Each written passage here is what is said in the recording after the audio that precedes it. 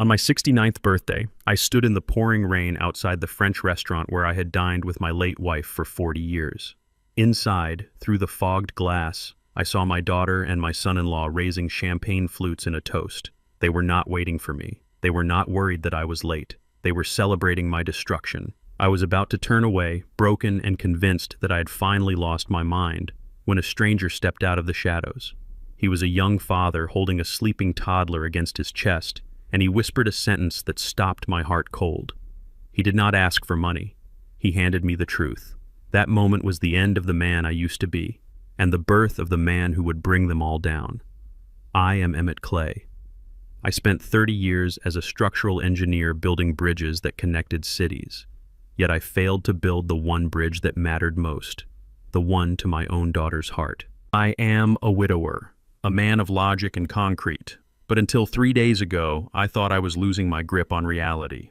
I want to tell you how a simple dinner reservation revealed a conspiracy that almost cost me my freedom. Before I continue this story, let me know where you are watching from in the comments below. Hit like and subscribe if you have ever had to stand tall when your own blood tried to bring you to your knees.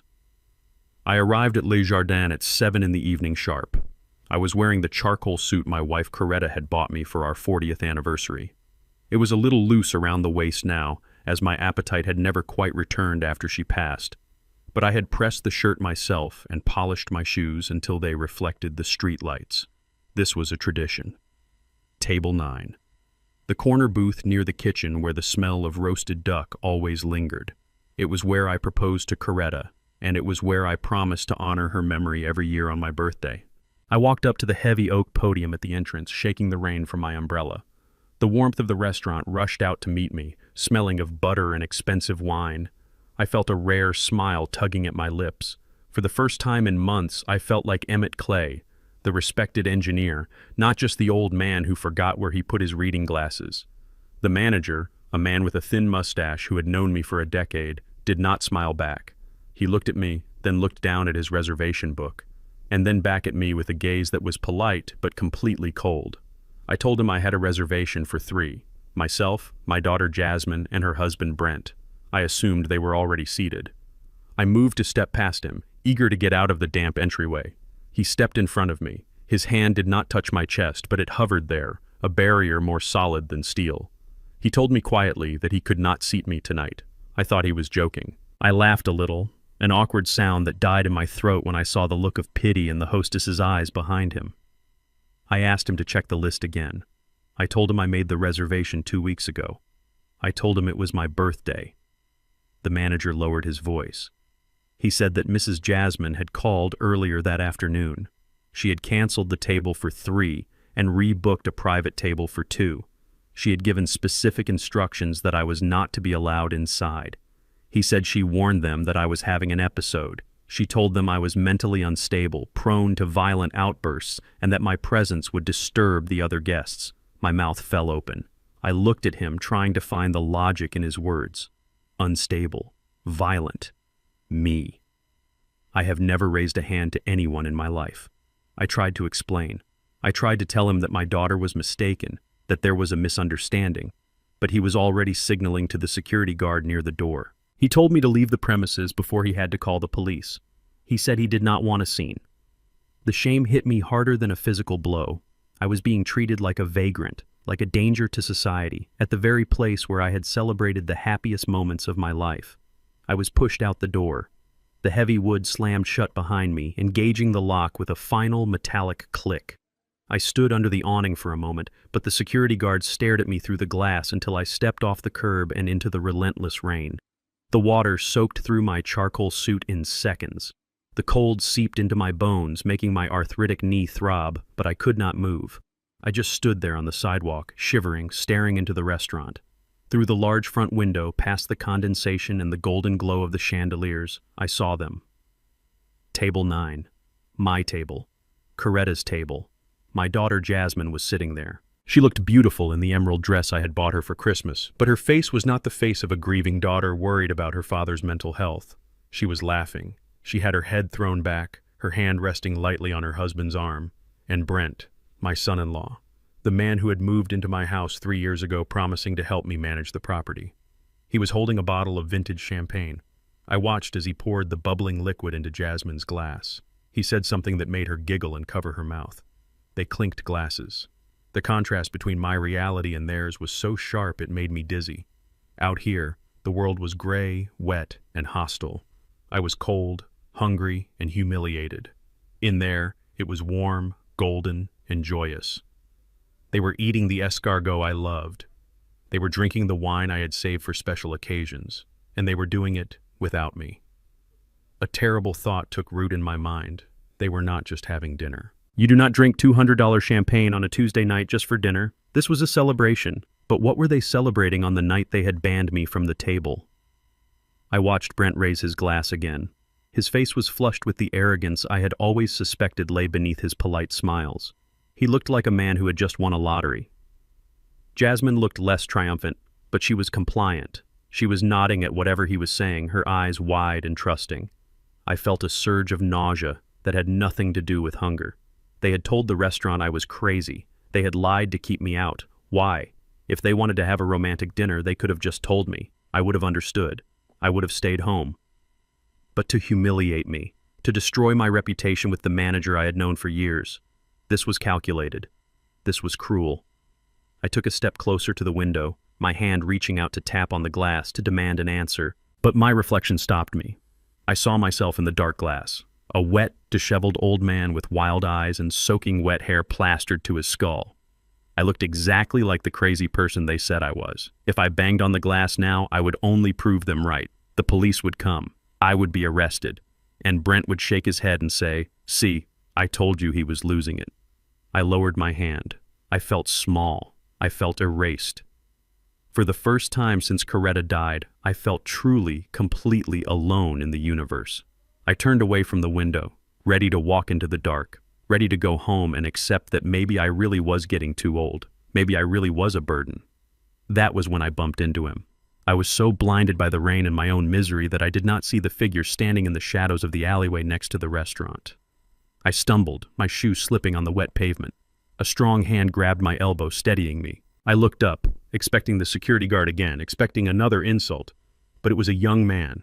He was African American, perhaps 30 years old, wearing a faded mechanic's jacket that had seen better days. He was shielding a small boy, maybe 3 years old, inside his coat to keep him dry. The young man's face was thin, his eyes tired, deeply set with dark circles that spoke of sleepless nights and hard labor. But his grip on my arm was firm. He did not look at me with pity. He looked at me with recognition.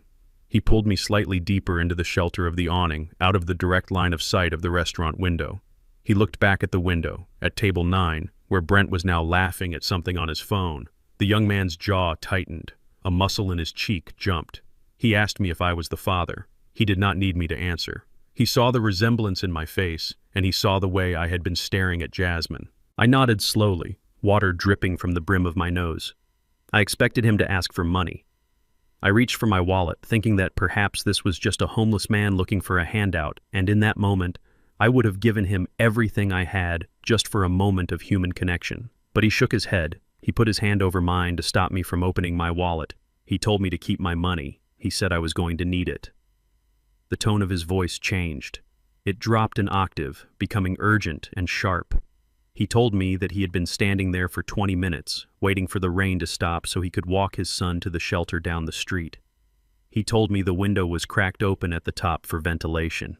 He told me he could hear everything. I looked at him, confused. I asked him what he meant. The young man, whose name I would later learn was Tavon, leaned in close. He smelled of rain and engine oil and cheap soap. He whispered into my ear, his voice trembling with a mixture of anger and fear. He told me that the man inside, the one in the expensive suit, was not toasting to my health. He said he heard Brent tell my daughter that the papers were ready. I froze. What papers?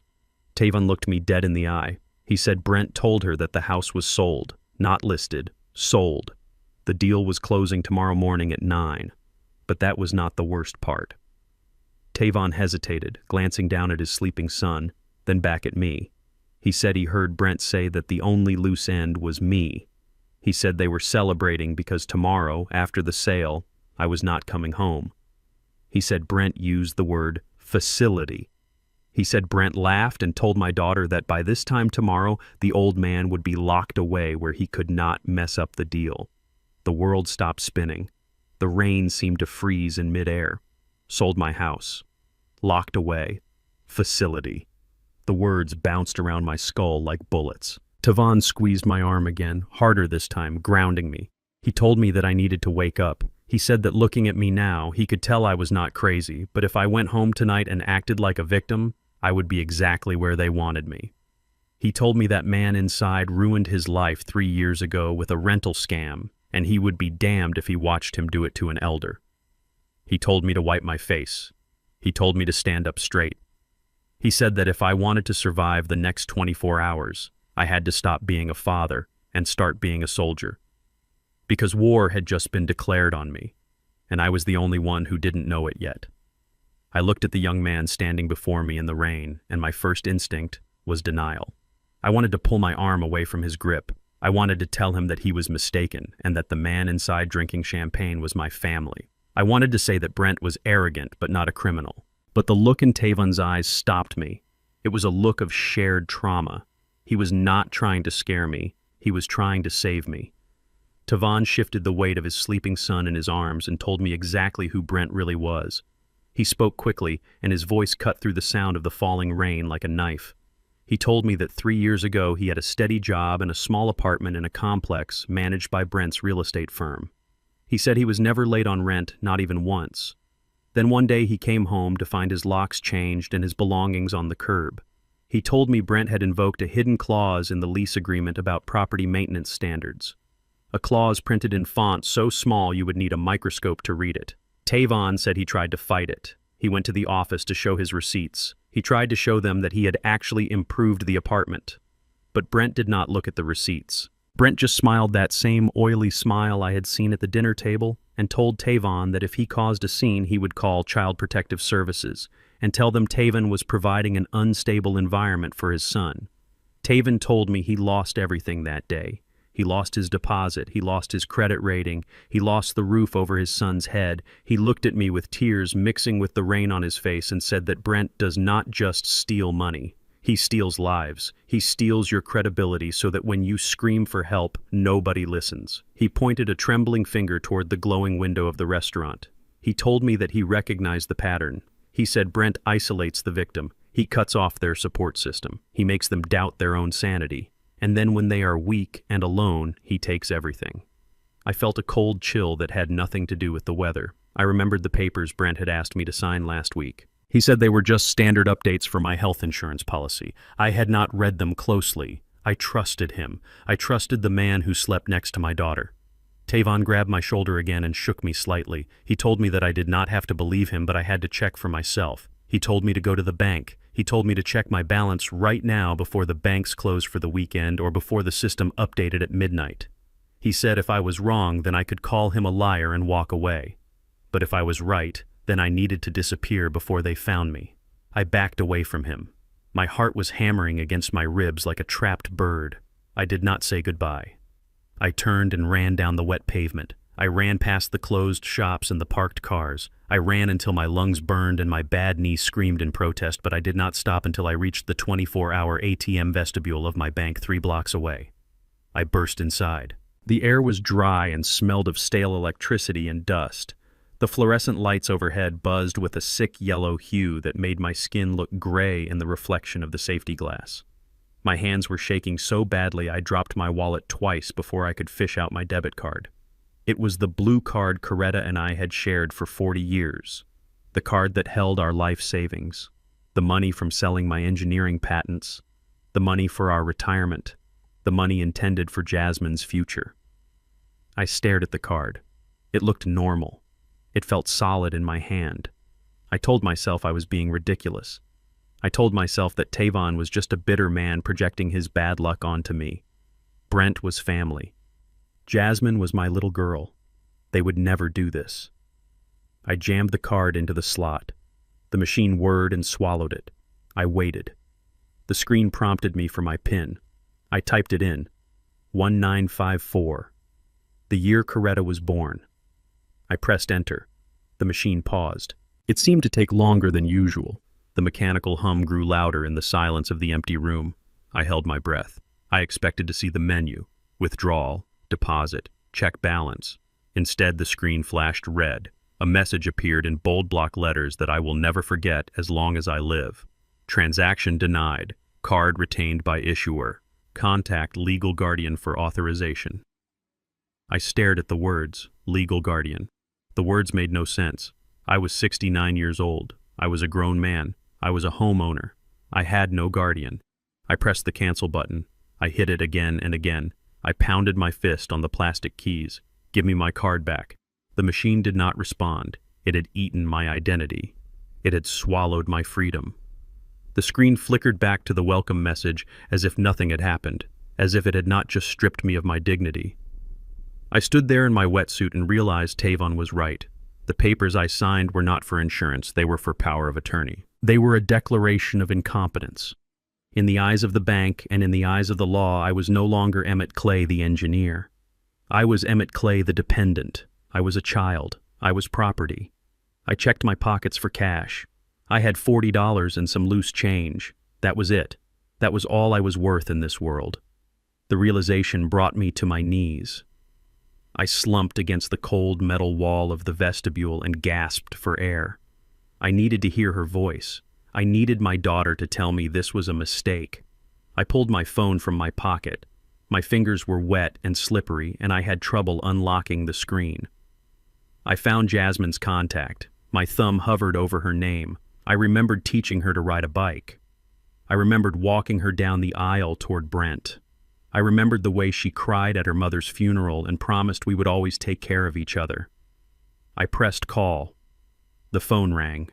1 ring, 2 rings, 3 rings. I imagined her phone vibrating on the white tablecloth next to the champagne bucket. I imagined her glancing at the screen, seeing the word Dad, and flipping it over to silence it. The call went to voicemail. Her cheerful recorded voice told me she was busy living her best life and to leave a message. I could not speak. I hung up. I stared at the phone. Then I did the hardest thing I have ever had to do. I called Brent. I needed to know the depth of the betrayal. I needed to hear the lie from the source. He answered on the second ring. The background noise was loud.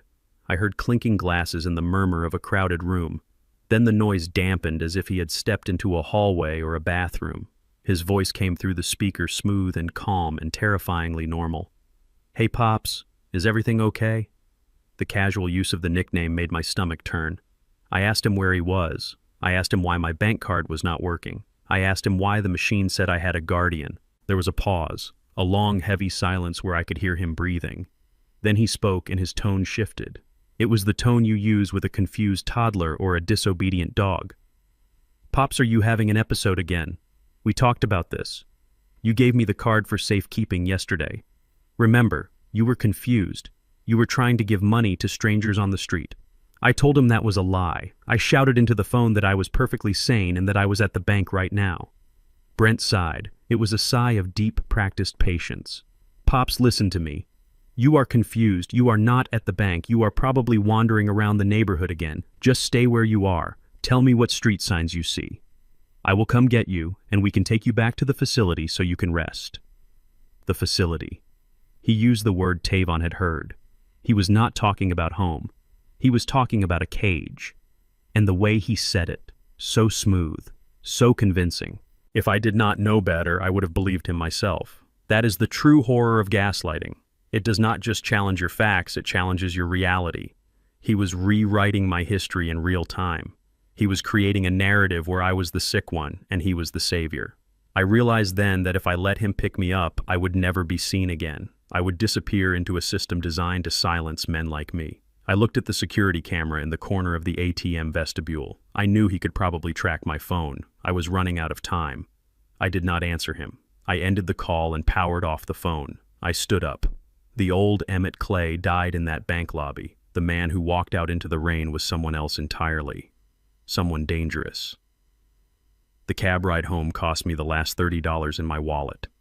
The driver, a heavy-set man with tired eyes, did not say a word to me, but he watched me in the rearview mirror the entire time. He saw a 69-year-old black man in a soaking wetsuit shivering uncontrollably.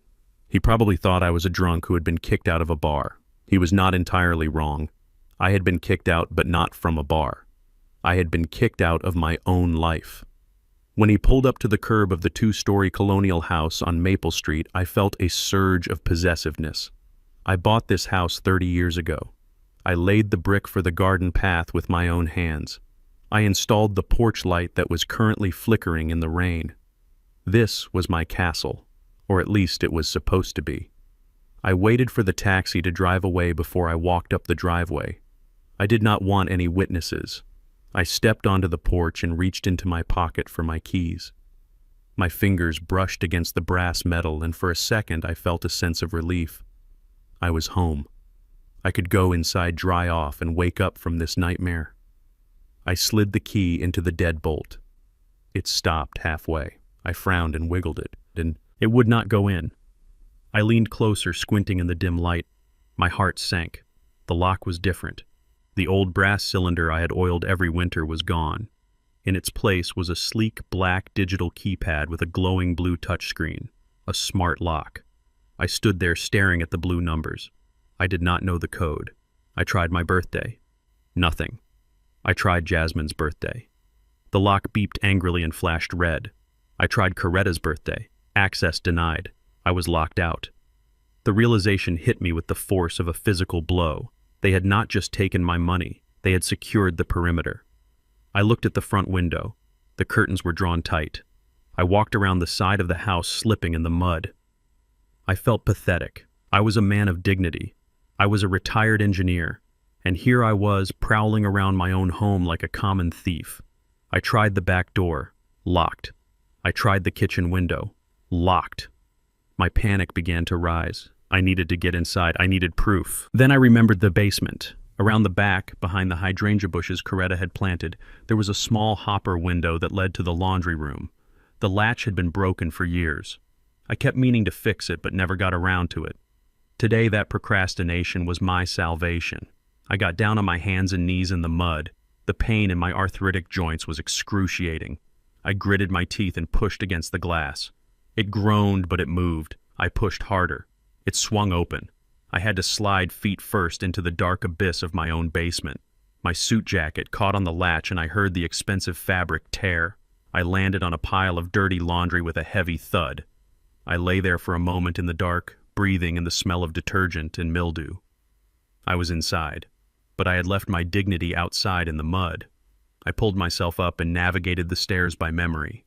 I knew every creak of these wooden steps. I knew which floorboard to avoid on the third step so I would not make a sound. I emerged into the kitchen. It was spotless, too spotless. It looked like a showroom, not a home. I did not stop. I moved through the living room past the photos of Jasmine on the mantel and headed straight for the study. This room used to be my sanctuary. It was where I drafted my blueprints. It was where I read my books. Now it was Brent's office. The air smelled of his expensive cologne and stale cigar smoke. I hated it. I went to the large mahogany desk. It was locked. Of course it was locked. But Brent was arrogant. He was the kind of man who thought he was smarter than everyone else, so he got sloppy. I felt under the desk drawer. Nothing. I checked the bookshelf. I pulled out a few books. Nothing. I scanned the room. My eyes landed on the trash can in the corner. It was empty except for a few shredded pieces of paper. I ignored it. I looked at the printer. There was a tray of paper. I lifted the stack of blank paper. Underneath it was a single manila folder. My heart started pounding in my ears. I opened it. The first page was a medical evaluation form. The patient name was Emmett Clay. The date was 6 months ago. I scanned the diagnosis. Advanced dementia, Alzheimer type. Patient exhibits aggressive behavior, paranoia, and inability to manage personal finances. I read the words, but my brain refused to process them. 6 months ago, I was consulting on a bridge project in the city. 6 months ago, I was perfectly fine. I looked at the doctor's signature at the bottom. Dr. Eris Thorne. I had never met a Dr. Thorne in my life. I flipped the page. There was a log of incidents. Violent outburst at grocery store.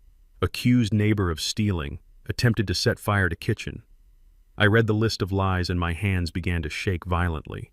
These things never happened. Not once. This was fiction.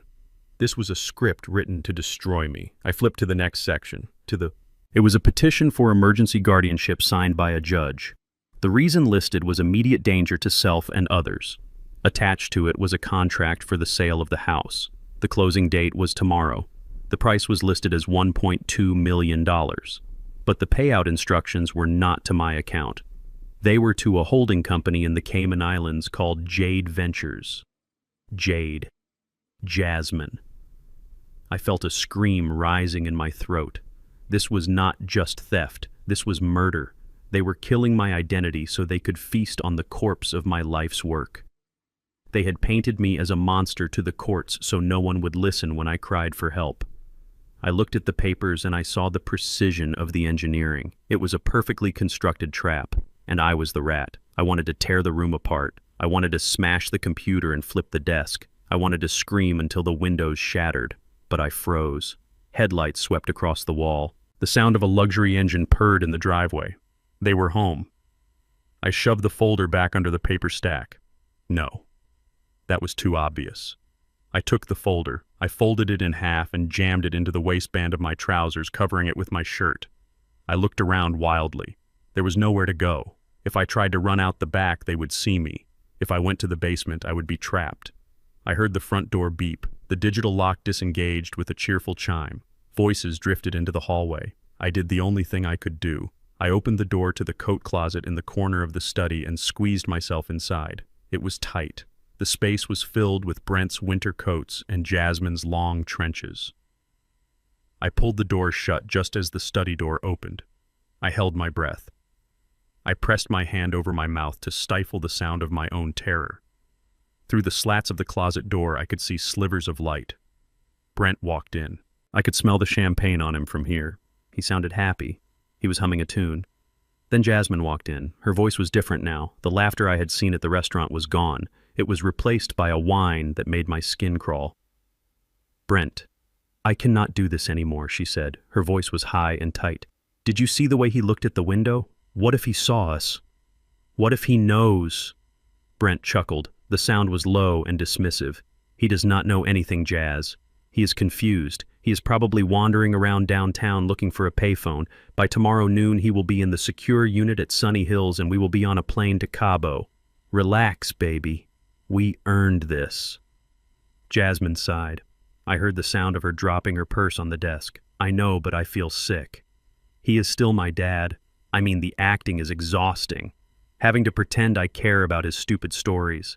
Having to pretend I am sad about Mom. It is draining, Brent. I just want it to be over." I stood there in the dark, surrounded by their expensive coats, and felt my heart shatter into a million pieces. The theft of the house was painful. The lies about my sanity were infuriating. But this was the blade that severed the soul. My daughter. The girl I carried on my shoulders. The girl I sat up with when she was sick. She was not a victim of Brent's manipulation. She was not being forced. She was an actress. She was complaining about the effort it took to love me. She viewed my grief for her mother as an annoyance. I closed my eyes tight. Tears squeezed out hot and fast. I bit my lip until I tasted blood. I realized then that Emmett, the father, had to die in this closet. There was no room for him anymore. The man who would step out of this darkness had to be something else. He had to be cold. He had to be hard. He had to be exactly what they accused him of being. Dangerous. I spent the night sitting in the stiff wingback chair in the guest bedroom, watching the digital clock on the nightstand change numbers. I did not sleep. Sleep is for the innocent, and I was no longer innocent. I was a man who had seen the machinery of his own destruction. When the sun began to bleed through the sheer curtains, painting the room in a pale gray light, I stood up. My joints popped. My suit was ruined stiff with dried mud and rain, but I did not change. I needed to look exactly like the wreckage they expected to find. I walked down the hallway. The house was quiet, but it was not peaceful. It held the silence of a held breath before a scream. I could smell brewing coffee and the scent of frying bacon. It was a domestic smell that made my stomach churn. I walked into the kitchen. Brent was standing by the island kitchen counter reading the morning news on his tablet. He wore a crisp white dress shirt with the sleeves rolled up to his elbows, revealing his expensive watch. He looked the picture of success. He looked like the man I had trusted with my daughter's hand. When he heard my footsteps, he turned. He did not look surprised. He did not look angry. He smiled. It was a slow, pitying smile that did not reach his eyes. He set down his coffee mug and walked toward me with his hands out, palms up, as if he were approaching a frightened animal. "Good morning, Pops. Look who finally decided to join the land of the living." His voice was an octave higher than normal. It was a sing-song tone, the kind of voice you use for a toddler who has just learned to tie his shoes or a dog that you are trying to coax into a crate. It was a voice designed to strip away manhood. He did not speak to me like a father-in-law. He did not speak to me like an elder. He spoke to me like a broken thing that needed to be managed. "We were so worried about you last night. You gave us quite a scare. Did you have a little adventure in the rain?" He reached out and picked a piece of dried leaf from my shoulder, flicking it onto the floor. The gesture was casual, but it burned my skin like acid. He was touching me without permission. He was invading my space because he believed I no longer had any rights to personal space. Jasmine is still sleeping. Poor girl. She cried herself to sleep worrying about her daddy. "You know how sensitive she is. We really cannot keep doing this, Pops. It is not fair to her." He shook his head, looking at me with false sadness. The audacity of the lie took my breath away. I had heard them. I had heard her complaints in the study. I knew she was not crying for me. She was crying for herself. But Brent played the role of the protective husband perfectly. He was framing my existence as a burden on his wife, effectively weaponizing my love for my daughter against me. He was telling me that my very presence was hurting the person I loved most. It was psychological warfare wrapped in a soft voice. I felt the rage rising in my chest. It was a hot, physical pressure behind my sternum. I wanted to grab him by the throat. I wanted to slam his head into the granite countertop and scream that I knew about the sale and the fake doctors and the stolen money. My hands balled into fists at my sides. The muscles in my forearms tightened. I took a breath, ready to unleash the fury of a lifetime. I was going to tell him that Emmett Clay was not a man to be trifled with. I was going to demand he leave my house immediately. Then I heard Tavon's voice in my head. "Do not be a father. Be a soldier." If I exploded now, I would lose. If I showed him my anger, he would use it. He would call the police. He would say I was violent. He would show them my fists and my shouting as proof of the dementia diagnosis he had bought and paid for. He would win. I had to bury the engineer. I had to bury the man of logic. I had to become the character he had written for me. I forced my hands to unclench. It took every ounce of will I possessed. I let my shoulders slump forward. I relaxed the muscles in my face, letting my jaw go slack. I widened my eyes, giving them a vacant, glassy stare. I looked past Brent, focusing on the refrigerator door. "Where is Coretta?" I asked the question softly. My voice rasped. It was not entirely acting. The grief was always there, sitting just below the surface. Bringing it up now felt like a violation of her memory, but I had no other shield. Brent stopped. He blinked. For a second, the baby talk mask slipped, and I saw a flash of genuine annoyance. He hated when I talked about her. But he recovered quickly. He sighed a long, exaggerated exhale of patience. "Pops, we talked about this. Coretta is gone. She passed away 3 years ago. Remember?" I shook my head slowly, shuffling my feet on the tile floor. I looked down at my muddy shoes. "No. She said she was making pancakes. It is Saturday. We always have pancakes on Saturday." I looked up at him, injecting a note of panic into my voice. A pleading note. "Did she go to the store? I need to tell her to get the maple syrup. The real kind, not the cheap stuff." I watched Brent's face closely. I saw the tension leave his shoulders. He relaxed. He bought it. He believed that I was lost in time. He believed that his gaslighting had worked so well that my brain had finally snapped. A look of satisfaction settled over his features. It was a sickening look. It was the look of a predator realizing the prey has a broken leg. He walked over to the cabinet and pulled down a small orange prescription bottle. I recognized it. It was the bottle from the fake doctor. The label said, "Risperidone, an antipsychotic, a chemical restraint." He shook 2 pills into his palm. "It is okay, Pops. Coretta will be back soon. But first you need to take your vitamins. They will help you think clearly so you can welcome her when she gets home." He held the pills out to me. "Open up." The command was simple, but the implication was heavy. He was the master. I was the subject. I looked at the small white tablets. I knew what they were. I had looked them up on my phone in the closet last night. They caused sedation, confusion, and muscle weakness. If I took them, I would be a zombie. I would be exactly pliable enough to be shoved into a van and driven to an institution. I hesitated. Come on, Pops. Do it for Jasmine. You do not want to upset her again, do you? I opened my mouth. He placed the pills on my tongue. His fingers tasted of soap and betrayal. He handed me a glass of water. Drink. I took a sip of water. I let the liquid wash over my tongue. I used my tongue to slide the pills to the side, tucking them deep into the pocket between my gum and my cheek. It was a trick I had seen in movies, a trick I never thought I would have to use in my own kitchen. I swallowed the water, making a loud gulping sound. I closed my mouth and gave a small shudder. Good boy. He actually said it. Good boy. He patted my shoulder. He looked at me with a triumphant gleam in his eyes. He thought the drugs were already dissolving into my system. He thought the chemical chains were wrapping around my mind. He turned back to his coffee, his arrogance radiating off him like heat. Why do you not go sit in the living room, Pops? I will put on the cartoons for you. We have a big day today. A very big day. I nodded mutely. I turned and shuffled out of the kitchen, dragging my feet. As soon as I was out of his line of sight, I reached into my mouth and spat the 2 white pills into my handkerchief. I crushed them between my fingers until they were powder and shoved the handkerchief deep into my pocket. I looked back toward the kitchen. Brent was whistling. He was happy. He thought he had won. He thought the war was over. He had no idea that while he was playing checkers, I was setting the board for chess.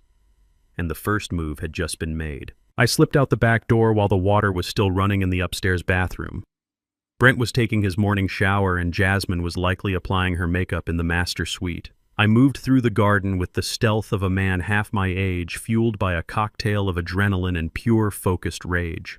I climbed over the low wooden fence that separated my yard from the alleyway, ignoring the sharp pain in my knee. I walked 4 blocks to Lincoln Park. The rain had finally stopped, leaving the air crisp and smelling of wet earth and pine needles. It was a smell that reminded me of freedom. I found Tavon sitting on a bench near the empty playground. He was watching his son sleep in a stroller covered by a plastic rain shield. When Tavon looked up at me, I saw the exhaustion etched into his young face, but I also saw a fierce determination that mirrored my own. I sat down next to him. We did not speak for a long moment. We just sat there, 2 men from different generations, united by the wreckage of our lives. I asked him about his wife. I needed to know the man I was trusting with my life. Tavon looked at his son and told me she died 2 years ago. It was ovarian cancer. He said the medical bills wiped out their savings, and then the grief wiped out his ability to work full-time. That was when Brent swept in like a vulture. Brent promised him an affordable apartment, a fresh start. But it was a trap. Tavon told me that losing his wife broke his heart, but losing his home to a scam artist broke his spirit. He looked at me with tears brimming in his eyes and said he saw the same look in my eyes that he saw in the mirror. It was the look of a man who had loved deeply and been punished for it. I placed my hand on his shoulder. I told him about Coretta. I told him how she used to make sweet potato pie on Sundays, and how she could hum a tune that would calm any storm. I told him that I was fighting not just for my house, but for the memory of the woman who made that house a home. In that quiet park, amidst the chirping birds and the distant sound of city traffic, a bond was forged. It was stronger than blood. It was a covenant between 2 soldiers who had nothing left to lose. Tavon reached into the deep pocket of his mechanic jacket and pulled out a small object. It looked like a black button no larger than a dime. He pressed it into my hand. He told me it was a high-fidelity recording device. He said he used to use it when he worked at the auto shop to record engine noises for diagnostics. It had a 12-hour battery life and could pick up a whisper from across the room. He told me to sew it into the lining of my suit jacket or tape it under the collar of my shirt. He said, "Do not let them see it, and do not let the battery die." I closed my fingers around the cold plastic. It felt like a weapon. I gave him the name I had found in the file, Dr. Eris Thorne. I told him to find out everything. I wanted to know where he went to school. I wanted to know if he even had a medical license. I wanted to know how much Brent paid him. Tavon nodded. He took out a cracked smartphone and typed the name into his notes. He told me he still had friends from his old life. He knew a guy who worked in billing at the city hospital and another who was a paralegal before he got laid off. He said he would dig until he hit bedrock. He looked me in the eye and told me that by tomorrow morning we would know what Dr. Thorne ate for breakfast. I reached into my pocket and pulled out the crumpled $40 I had left. It was pathetic, but it was all I had. I tried to give it to him for food for the boy. Tavon pushed my hand away. He said, "We are partners now, Emmett. Partners do not pay each other. We pay the enemy back." He stood up and adjusted the blanket over his son. He told me to go back. He said I needed to play the part. He said I needed to let them think they were winning so they would get careless. He told me to be the confused old man they wanted me to be. I watched him walk away, pushing the stroller down the cracked sidewalk. He walked with a limp and his clothes were threadbare, but he walked with dignity. I realized then that Brent had made a fatal mistake. He thought he was crushing a helpless old man and a homeless bum. He did not know he was creating a two-headed monster that would devour his entire world. I walked back to the neighborhood, taking the long way around. I did not go back into the house. I needed a stage for my performance. I walked to the end of the block and stood on the corner near the stop sign. I unbuttoned my shirt collar and messed up my hair. I rubbed dirt on my expensive slacks. I stood there staring at the street sign, looking lost and bewildered. I waited. 10 minutes passed, then 20. Finally, I saw Brent's silver Mercedes coming down the street. He slowed down as he approached the house. Then he saw me. He slammed on the brakes. The car screeched to a halt. The passenger door flew open and Jasmine stepped out. This was the moment. This was the test. I wanted her to run to me. I wanted her to grab my face and ask if I was okay. I wanted to see fear in her eyes. Fear for my safety, not for her inconvenience. I started to tremble, feigning fear. Jasmine marched toward me. She was wearing her yoga clothes and holding a green smoothie. She did not run. She stomped. She did not look worried. She looked furious. She grabbed my arm with a grip that pinched my skin. She hissed at me, asking what the hell I was doing out here. She said the neighbors were watching. She said I was embarrassing her. I looked at her face. It was twisted in a snarl of annoyance. I stammered. I told her I was looking for the bus stop. I told her I wanted to go to work. I told her the bridge needed me. It was a line I came up with on the spot, a call to my past life. Jasmine rolled her eyes. She actually rolled her eyes at her confused elderly father. She pulled me toward the car roughly. She told me I was retired. She told me I was sick. She said she could not believe I wandered off when she had so much to do today. She muttered under her breath that I was ruining her Saturday. I got into the back seat of the car. Brent turned around from the driver's seat. He was wearing sunglasses. He shook his head and said, "See, this is why we need professional help, Jess. We cannot watch him 24/7. Jasmine slammed the car door shut and sighed loud and long. She looked at Brent and said, "I know, baby, I know. You are right as always." I sat in the back seat and looked at the back of her head. I looked at the way she sipped her smoothie while her father sat behind her covered in dirt and supposedly out of his mind. Something inside me snapped. It was a quiet sound, like a dry twig breaking in a winter forest. It was the sound of the last thread of affection severing. I had spent the last 24 hours making excuses for her. I had told myself she was weak. I had told myself she was manipulated. But this was not manipulation. This was character. She was selfish. She was cruel. And she was no longer my daughter. She was just another obstacle in my path. I leaned my head against the cold window and let a single tear slide down my cheek. It was not a tear of sadness. It was a tear of mourning for the girl she used to be. That girl was dead. And the woman sitting in the front seat was about to learn that you never declare war on a man who has built bridges that can withstand hurricanes. I touched the small, hard button of the recorder hidden in my pocket. The red light was not visible, but I knew it was there. Recording every insult, recording every lie, recording the prelude to their destruction. The doorbell rang at exactly 2 p.m, shattering the fragile silence of the house. I was sitting in the living room, staring at the dust motes dancing in a shaft of sunlight. I had been positioned there by Brent like a piece of furniture waiting to be appraised. I heard the heavy tread of footsteps in the hallway, and then Brent's voice, loud and performative, greeting the visitor. He called him Dr. Thorne. The name sounded weighty and respectable. It commanded authority. But when the man walked into the living room, the illusion shattered instantly for anyone paying attention. I was paying attention. Dr. Eris Thorne was a short man with a nervous energy that made him twitch. He wore a white coat that was clearly bought from a costume shop. It was too large at the shoulders, and the fabric was thin polyester, not the heavy cotton of a professional medical garment. Underneath, he wore a shirt that was unbuttoned, one too many buttons at the top, revealing a gold chain nestled in a thicket of chest hair. He did not smell like antiseptic or latex. He smelled of stale cigarette smoke and cheap mints, the kind used to mask the scent of bourbon. He carried a leather satchel that looked more suited for a gym than a medical practice. Brent ushered him in with a flourish. "Pops, this is Dr. Thorne.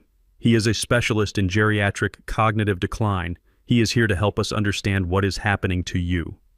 Thorne looked at me. His eyes were small and dark, moving constantly around the room, assessing the value of the paintings and the furniture rather than the patient. He grinned, revealing teeth that had seen too much coffee. "Well, hello there, Mr. Clay. Brent tells me we have been having some trouble distinguishing reality from fantasy." He walked over to me and placed his bag on the coffee table without asking. He did not wash his hands. He did not put on gloves. He simply pulled up a chair and sat so close that his knees knocked against mine. It was an invasion of space designed to intimidate. He pulled a pen light from his pocket and flashed it directly into my eyes without warning. I flinched. "Reflexes are a bit slow," he murmured to Brent, who was hovering behind the sofa like a vulture. "Typical for this stage of degeneration."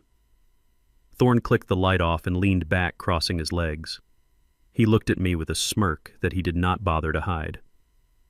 "Let us play a little game, Mr. Clay. Can you tell me what year it is?" I looked at him. I wanted to tell him it was the year he was going to go to federal prison. I wanted to tell him that his stethoscope was hanging backwards around his neck. But I remembered my role. I let my jaw hang loose. I blinked slowly as if processing the question through a thick fog. "It is 1998, I whispered. "Coretta is making dinner." Thorne laughed. It was a barking sound devoid of any empathy. He looked at Brent and shook his head. 1998. That is almost 30 years ago. The temporal displacement is severe. He turned back to me. "Who is the President of the United States, Mr. Clay?" I looked down at my hands, twisting the fabric of my trousers. I pretended to struggle. I pretended to search a mind that was supposedly empty. I muttered a name from the history books. "Eisenhower." Thorne slapped his thigh. "Eisenhower. Did you hear that, Brent? He thinks we are in the 50s. This is worse than you described. The cognitive mapping is completely eroded. He is basically a shell." He reached out and tapped my forehead with his index finger. It was a demeaning gesture, a gesture you would use on a melon to check for ripeness. "Hello. Anybody home?" I sat there and took it. I let him insult my intelligence. I let him treat me like a prop in his con game. Every instinct in my body screamed at me to break his finger. I was an engineer. I could calculate the load-bearing capacity of a bridge in my head. I could recite the periodic table backwards, and this 2-bit hustler was tapping on my skull like it was hollow. But I did not move. I stared past him, focusing on the red light of the smoke detector on the ceiling, letting my eyes glaze over. I was waiting for the opening. I was waiting for the moment his arrogance would outweigh his caution. Thorne turned to his bag and pulled out a clipboard. He started checking boxes rapidly without even asking me questions. Severe dementia check, paranoia check, inability to care for self check. He was filling out my death warrant with a ballpoint pen. "Well, I think we have seen enough here," he said, capping the pen with a decisive click. "The diagnosis is confirmed. Mr. Clay is a danger to himself. He requires immediate placement in a secure facility. I can sign the involuntary commitment papers right now." This was it, the moment of truth. I needed him to say it. I needed him to connect the medical diagnosis to the financial transaction. I needed the smoking gun. I cleared my throat. It was a dry, rasping sound. I looked up at Thorne with wide, fearful eyes. "Doctor," I said, my voice trembling, "is the hospital expensive? I do not have any money. I do not want to be a burden to Brent." Thorne paused. He looked at me, and for a second I thought he might feel a pang of guilt. But I was wrong. He looked at me with greed. He glanced at Brent and then back at me. His guard was down. He thought I was a senile old man worried about pennies. "Do not you worry about the money," old-timer Thorne said, leaning in conspiratorially. "You are a very rich man, or at least you used to be." He winked at Brent. I pressed on. I needed more. I needed specifics. "But the house." I stammered. "Coretta loved this house. Will we have to sell it to pay you?" Thorne chuckled. He began packing his bag. "The house is taking care of Mr. Clay. In fact, it is the golden goose. Once the sale goes through tomorrow morning, there will be plenty of money for everyone. I widened my eyes further, feigning confusion. Plenty for everyone.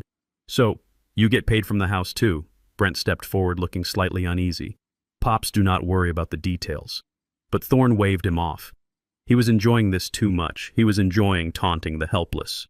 Of course I get paid, Mr. Clay, Thorne said with a sneer. Professional services are not free, and neither is my signature. $1 million sale has enough slices of pie for the doctor, the son-in-law, and the broker. You are just paying your dues. He said it. He admitted to the kickback. He admitted that his signature was for sale.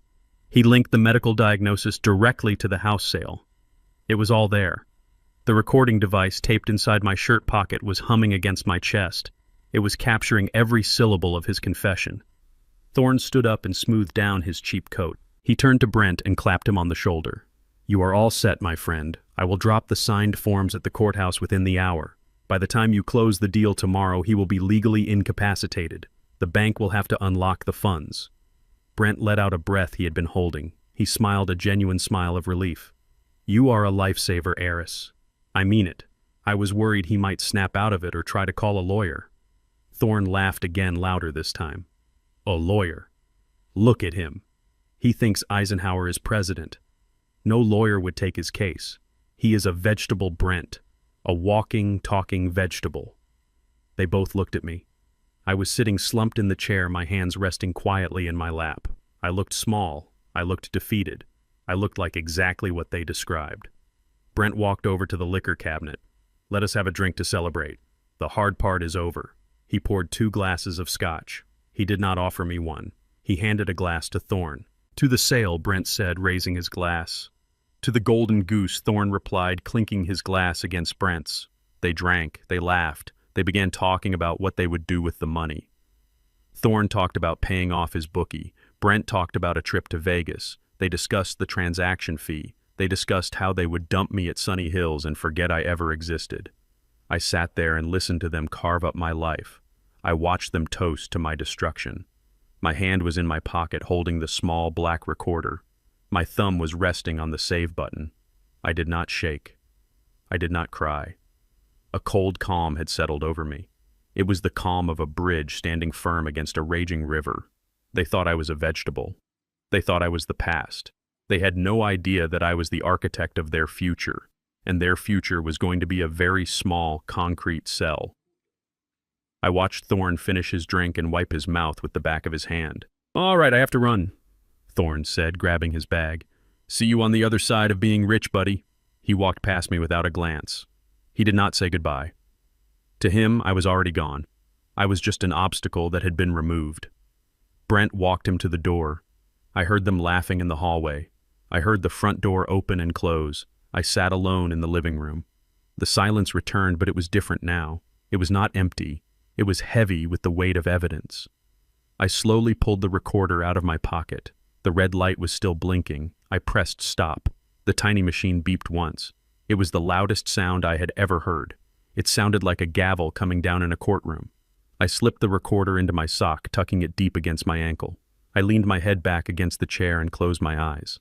Let them laugh. Let them celebrate. Tomorrow the bill would come due, and I would be the one collecting. The sun was beginning to set, casting long orange shadows across the living room floor when the dynamic in the house shifted.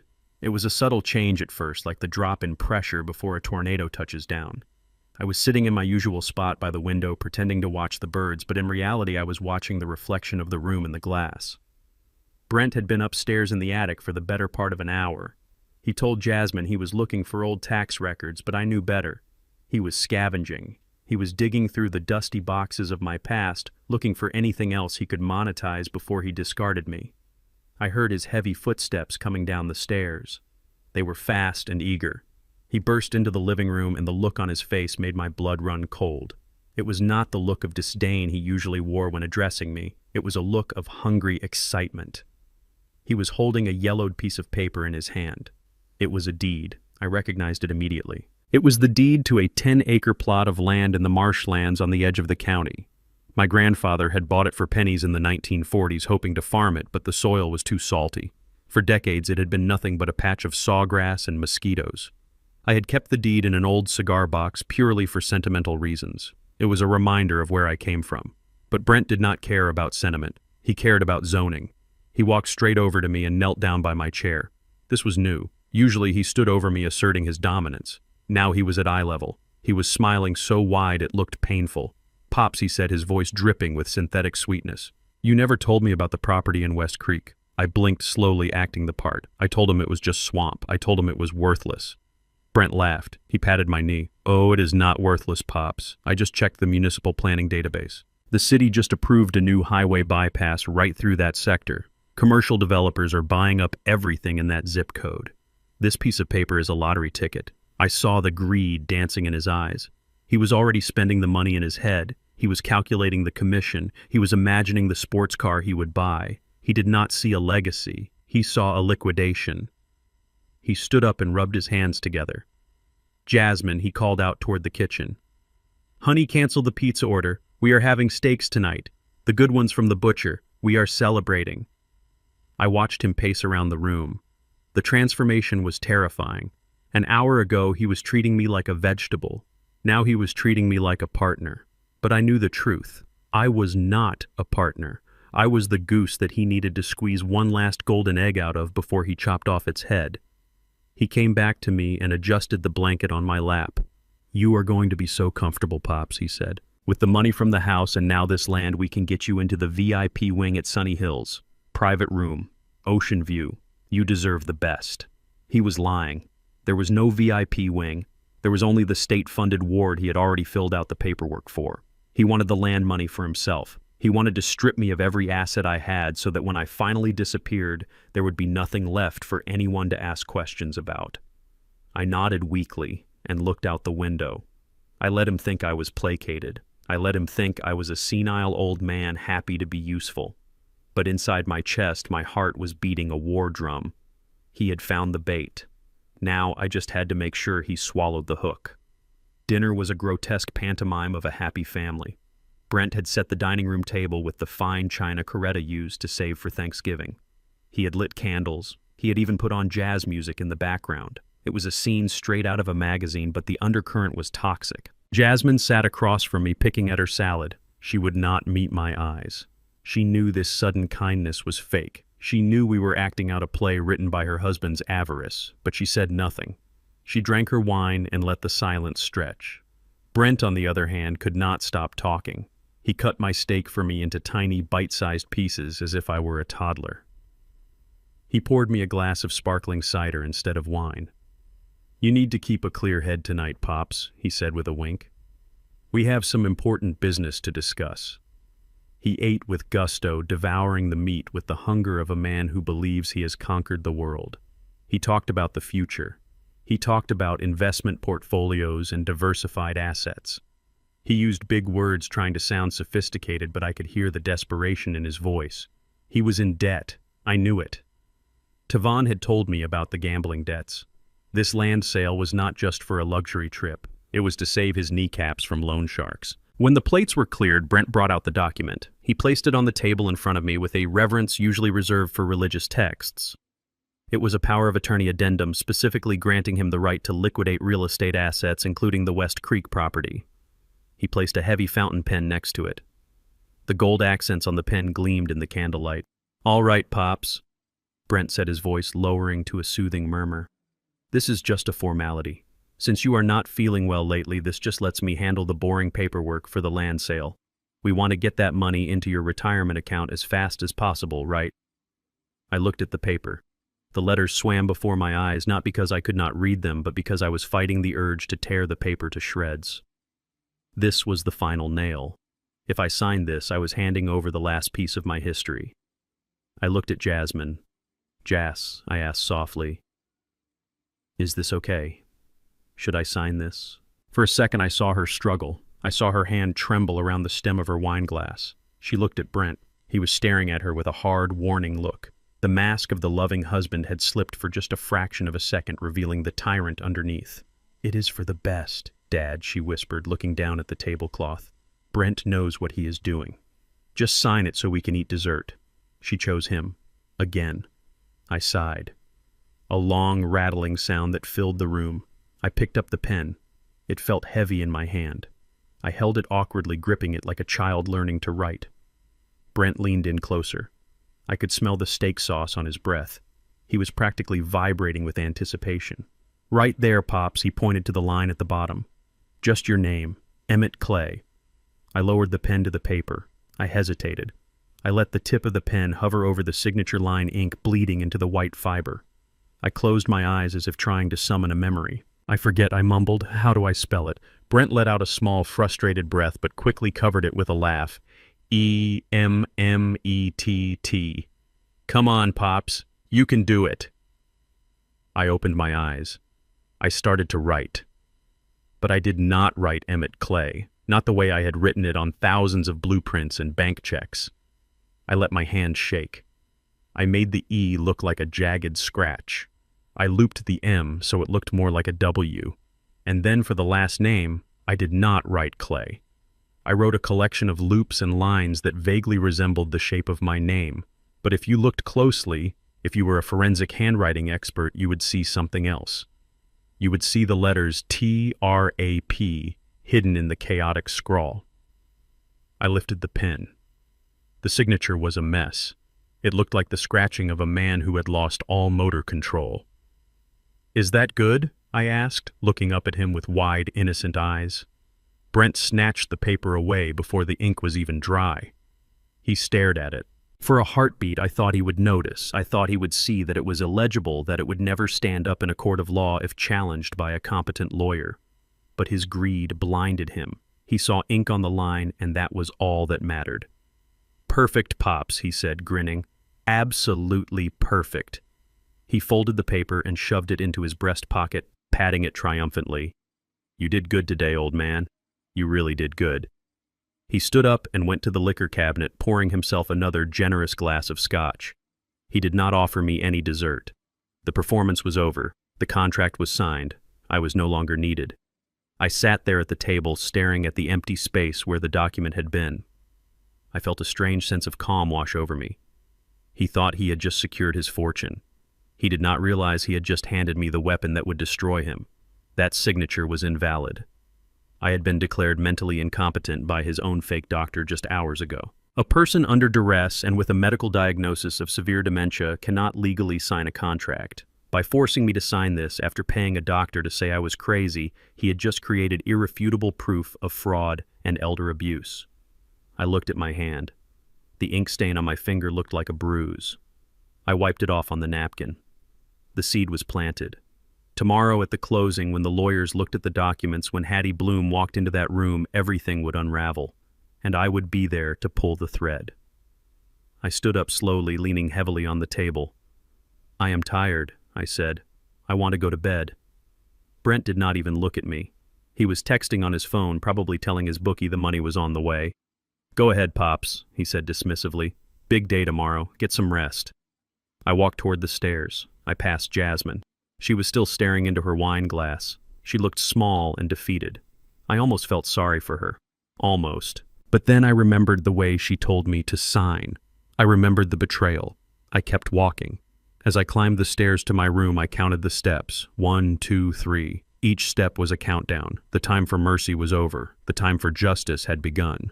I went into my room and closed the door. I did not turn on the light. I sat on the edge of the bed and checked the recorder in my sock. It was still running. It had caught everything. The coercion, the manipulation, the fraud. I lay back on the pillows and stared at the ceiling. For the first time in a long time, I fell asleep with a smile on my face.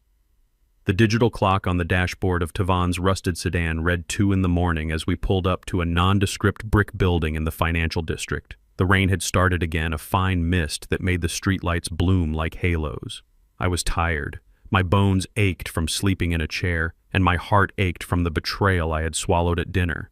But my mind was sharp. Tavon turned off the engine. He looked at me and told me that the woman inside was not cheap and she was not nice, but she was the best. He said she had sued the city twice and won. He said she ate corrupt landlords for breakfast. I nodded. I did not need nice. I needed nuclear. We took the elevator to the 14th floor.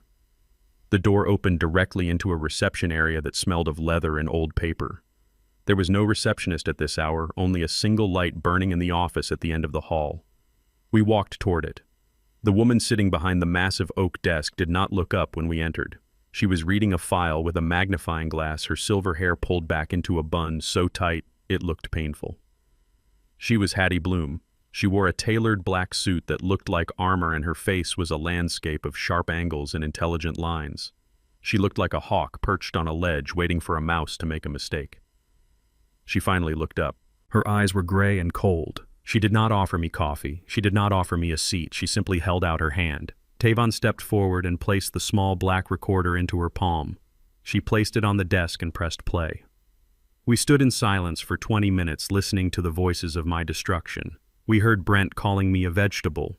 We heard Dr. Thorne admitting to the kickback. We heard the laughter. We heard the sound of the Scotch glasses clinking. Hattie did not flinch. She did not gasp. She sat as still as a statue, her face betraying absolutely nothing. When the tape ended, she pressed stop with a single manicured finger. She looked at me for a long time. It was an uncomfortable scrutiny. She was measuring me. She was deciding if I was a victim or a warrior. Finally, she spoke. Her voice was low and scratchy, like dry leaves blowing over concrete. She asked me what I wanted.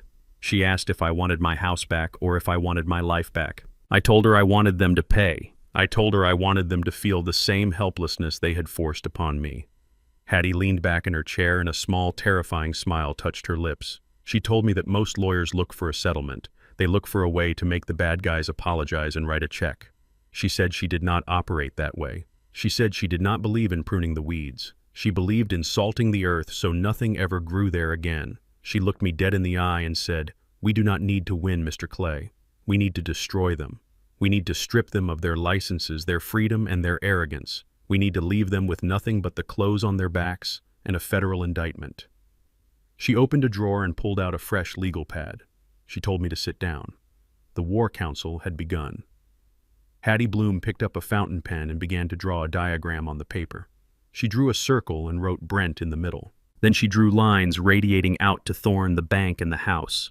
She tapped the pen on the paper, creating a rhythmic thumping sound. She explained the legal landscape to me with the precision of a surgeon explaining a tumor. She said that right now Brent was winning. He had a signed power of attorney even if it was obtained by fraud. He had a medical diagnosis even if it was fake. If we went to the police right now, they would say it was a civil matter. They would say it was a family dispute.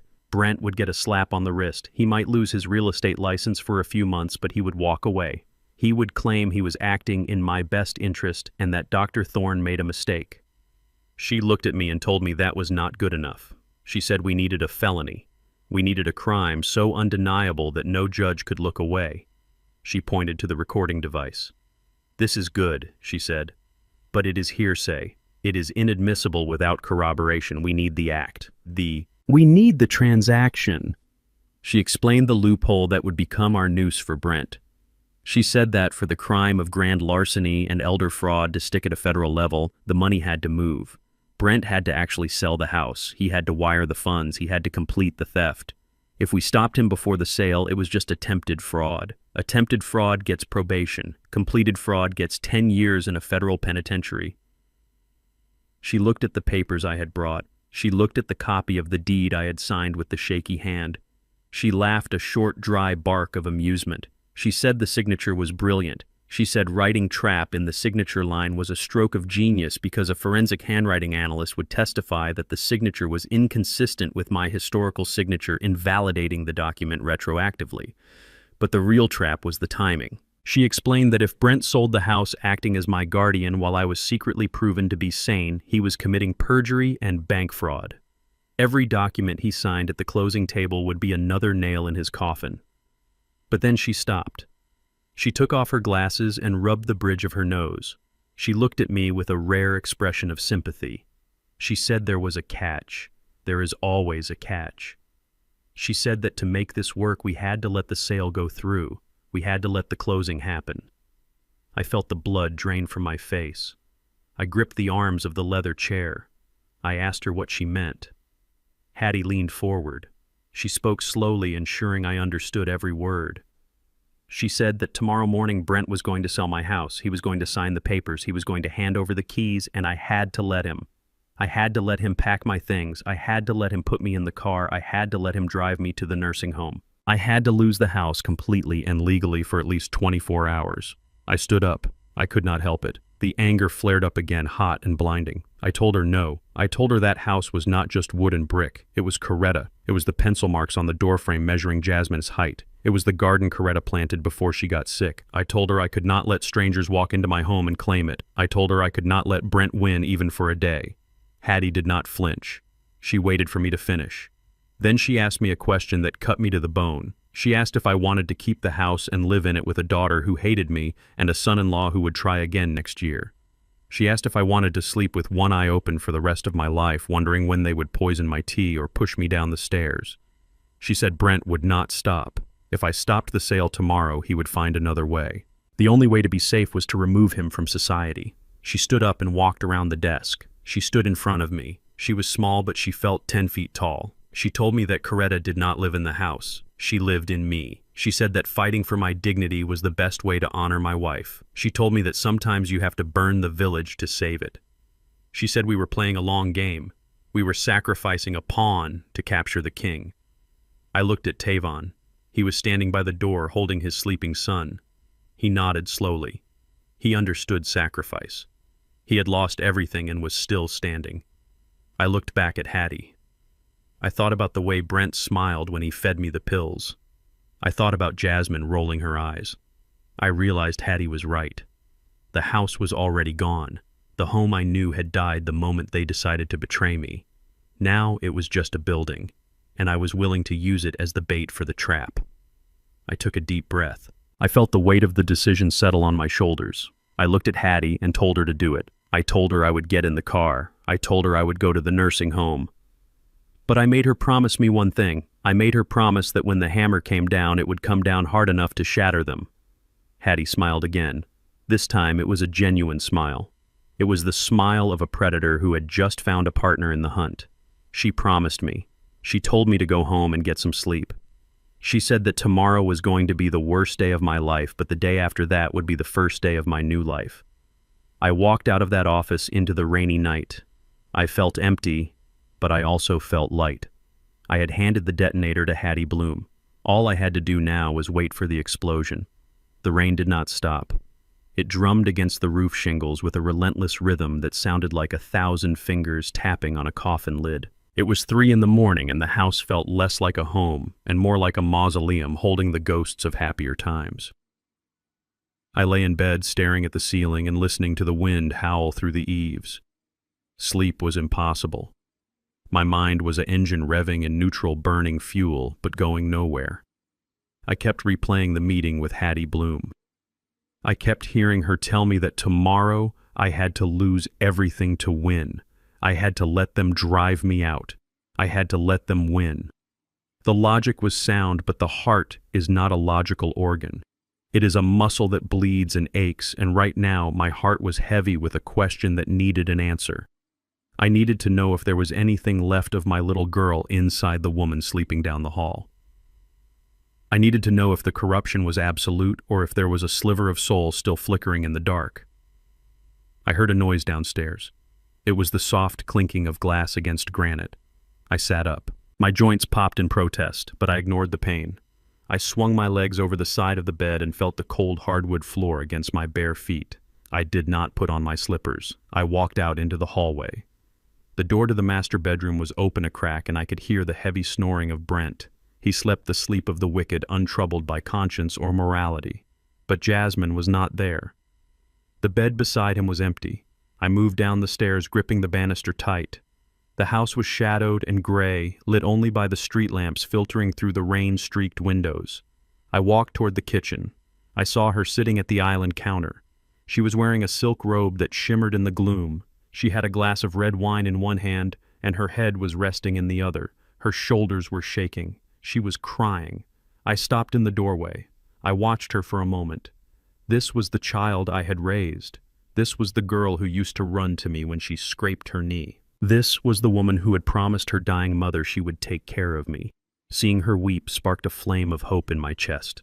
Maybe she was regretting it. Maybe the guilt was eating her alive. Maybe if I gave her one last chance, she would take it. I stepped into the light. I did not shuffle. I did not act confused. I walked with the steady gait of a father coming to comfort his child. Jasmine. She jumped. Her hand knocked against the wine glass and red liquid sloshed onto the white marble counter looking like a fresh wound. She spun around on the stool, clutching her robe tight at her throat. Her eyes were red and swollen. Her mascara had run down her cheeks in black rivulets, making her look like a tragic clown. Dad, you scared me. What are you doing up? Go back to bed. Her voice was sharp, but it lacked the usual venom. It was thin and brittle. I ignored her command. I walked over to the counter and pulled out the stool next to her. I sat down. I looked at the spilled wine. I looked at her trembling hands. I looked into her eyes. I cannot sleep, Jazz. The rain is too loud. It reminds me of the night your mom died. Do you remember? It was raining just like this. Jasmine looked away. She picked up a paper towel and started dabbing at the wine stain aggressively. Her movements were jerky. I do not want to talk about Mom right now, Dad. Please, just go upstairs. Brent will be angry if he wakes up and finds you wandering around. I reached out and placed my hand over hers. My hand was rough and calloused from years of work. Her hand was soft and manicured. I stopped her scrubbing motion. I forced her to stop moving. I forced her to feel my touch. Jasmine looked at me. She hesitated. Then slowly she lifted her head. Her eyes met mine. I saw fear there. I saw shame. But was there love? I spoke softly. I dropped the act completely. I spoke to her as Emmett Clay. I know what is happening tomorrow, Jasmine. I know about the sale. I know about the nursing home. She went rigid. Her mouth opened slightly, but no sound came out. Panic flared in her pupils. I am not confused, Jazz. I feel fine. My mind is as sharp as it ever was. I know Brent is in trouble with money. I know he is pressuring you. But this house, this is our history. This is where you took your first steps. This is where we said goodbye to your mother. I squeezed her hand. I put everything I had into that grip. All my love, all my forgiveness, all my desperation. Do not do this. Do not sell our home. Do not send me away. We can figure out the money. I have some savings left that Brent does not know about. We can fix this. Just tell him to stop. Tell him you want your father to stay. Please, Jazz. Choose me. For a long minute, silence hung in the kitchen like a heavy curtain. The only sound was the refrigerator humming and the rain beating against the glass. I watched her face. I saw the war being fought behind her eyes. I saw her look at my hand covering hers. I saw her lip quiver. Tears welled up in her eyes again and spilled over. She looked at me, and for a second, I saw my daughter. I saw the girl who loved me. She took a breath. She opened her mouth to speak. I leaned forward, waiting for the words of redemption. I was ready to forgive everything. I was ready to hug her and tell her we would fight Brent together. Then her eyes shifted. She looked past me. She looked toward the ceiling, toward the bedroom where Brent lay sleeping. And just like that, the light went out. The softness hardened. The fear of her husband outweighed the love for her father. She pulled her hand away from mine as if I had burned her. She wiped her face with the back of her hand and sat up straighter. The mask slammed back into place. Dad, you are talking nonsense again. The words were a physical blow. I recoiled. Jasmine, I am not. I am telling you I am lucid. She shook her head violently. She stood up, grabbing her wine glass. She looked down at me with a cold, detached expression that was far worse than hatred. It was dismissal. You are having an episode, Dad. You think you are fine, but you are not. Dr. Thorne explained this to us. He said you would have moments of clarity, but they are just hallucinations of wellness. You are sick. You are a danger to yourself. She was quoting the script. She was hiding behind the lie because the truth was too painful to look at. She was gaslighting herself as much as she was gaslighting me. I stood up. I looked at her. I gave her one last chance. Jasmine, look me in the eye and tell me you believe that. Tell me you believe I am crazy. She looked me in the eye. She did not blink. I believe you need help that I cannot give you. I believe selling this house is the only way to pay for your care. And I believe you need to go to sleep right now before you wake up my husband. My husband. Not Brent. My husband. She had drawn the line in the sand. She was on his side of the border. I was the enemy. I nodded slowly. The hope in my chest turned to ash. It was cold and gray and lifeless. I felt something break inside me, something that could never be repaired. The father in me died in that kitchen. The protector died. What remained was the engineer. the man who solved problems, and Jasmine Clay was no longer family. She was a structural failure. She was a crack in the foundation that had to be condemned. I did not argue. I did not plead. I did not raise my voice. I simply stepped back. Okay, Jasmine, I understand. She looked relieved. She thought she had won. She thought she had managed the unruly patient. She took a sip of her wine and turned toward the sink. Good night, Dad. We have a big day tomorrow. I did not answer. I turned and walked out of the kitchen. I walked through the dark hallway, past the family photos hanging on the wall. I saw a picture of Jasmine at her graduation smiling with her arm around my neck. I did not feel warmth. I felt nothing. I walked up the stairs. 1, 2, 3. Each step took me further away from the life I used to know. I entered my bedroom and closed the door. I locked it. I walked over to the small nightstand where I kept my leather-bound journal. I sat down on the edge of the bed and turned on the small lamp. I opened the journal to the page where I listed my emergency contacts, the page where I listed the people who mattered. At the top of the list, written in my careful architectural script, was her name, Jasmine Clay. I took a black marker from the drawer. I uncapped it. The smell of the ink was sharp and chemical. I looked at the name. I remembered the day I wrote it. I remembered the day she was born. I remembered holding her tiny hand. I pressed the marker to the paper. I drew a single thick black line through her name. I did not scribble. I did not tear the paper. It was a clean, straight line. A line of finality. A line of severance. She made her choice. She chose the champagne and the lies. She chose the man who wanted to put me in a cage. She chose money over blood. I recapped the marker and set it down. I closed the book. I lay back on the bed and listened to the rain. It did not sound like a funeral march anymore. It sounded like a drum roll. It sounded like the rhythm of a coming war. They wanted to sell the house. Fine. Let them sell it. They wanted to put me in a home. Fine. Let them drive me there. They thought tomorrow was the end of the story. They were wrong. Tomorrow was just the opening scene of their nightmare, and I would be the director. I closed my eyes, and for the first time in days, I slept a deep, dreamless sleep. I needed the rest. I had a busy day ahead of me. I had a trap to spring. The moving truck arrived at 8 in the morning with a grinding of gears that sounded like a prehistoric beast dying in my driveway. It was not a professional moving van from a reputable company. It was a jagged, rusted beast that smelled of diesel fumes and neglect, which was fitting because it was here to transport the wreckage of my life.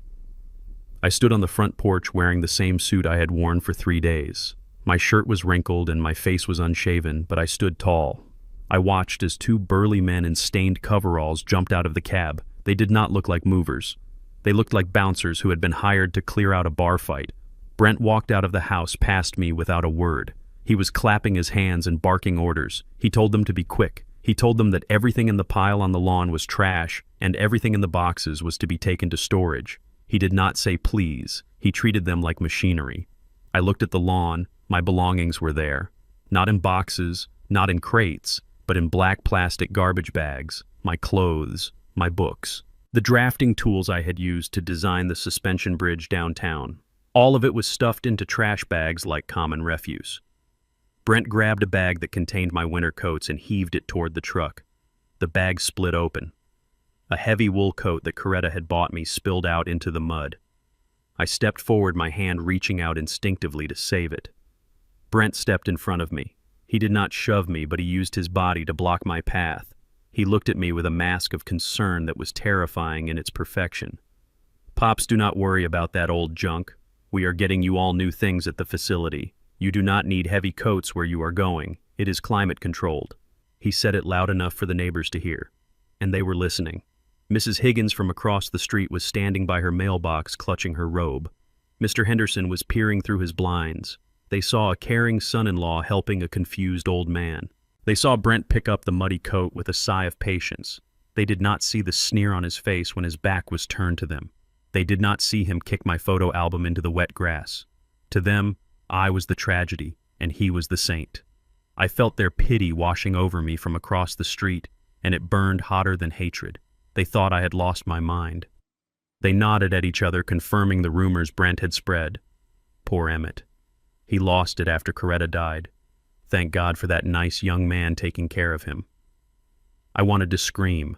I wanted to run to the middle of the street and shout that I was sane and that I was being robbed in broad daylight. But I bit the inside of my cheek until I tasted copper. I let Brent guide me by the elbow toward the car. I let him treat me like a prisoner being transferred to maximum security. I shuffled my feet.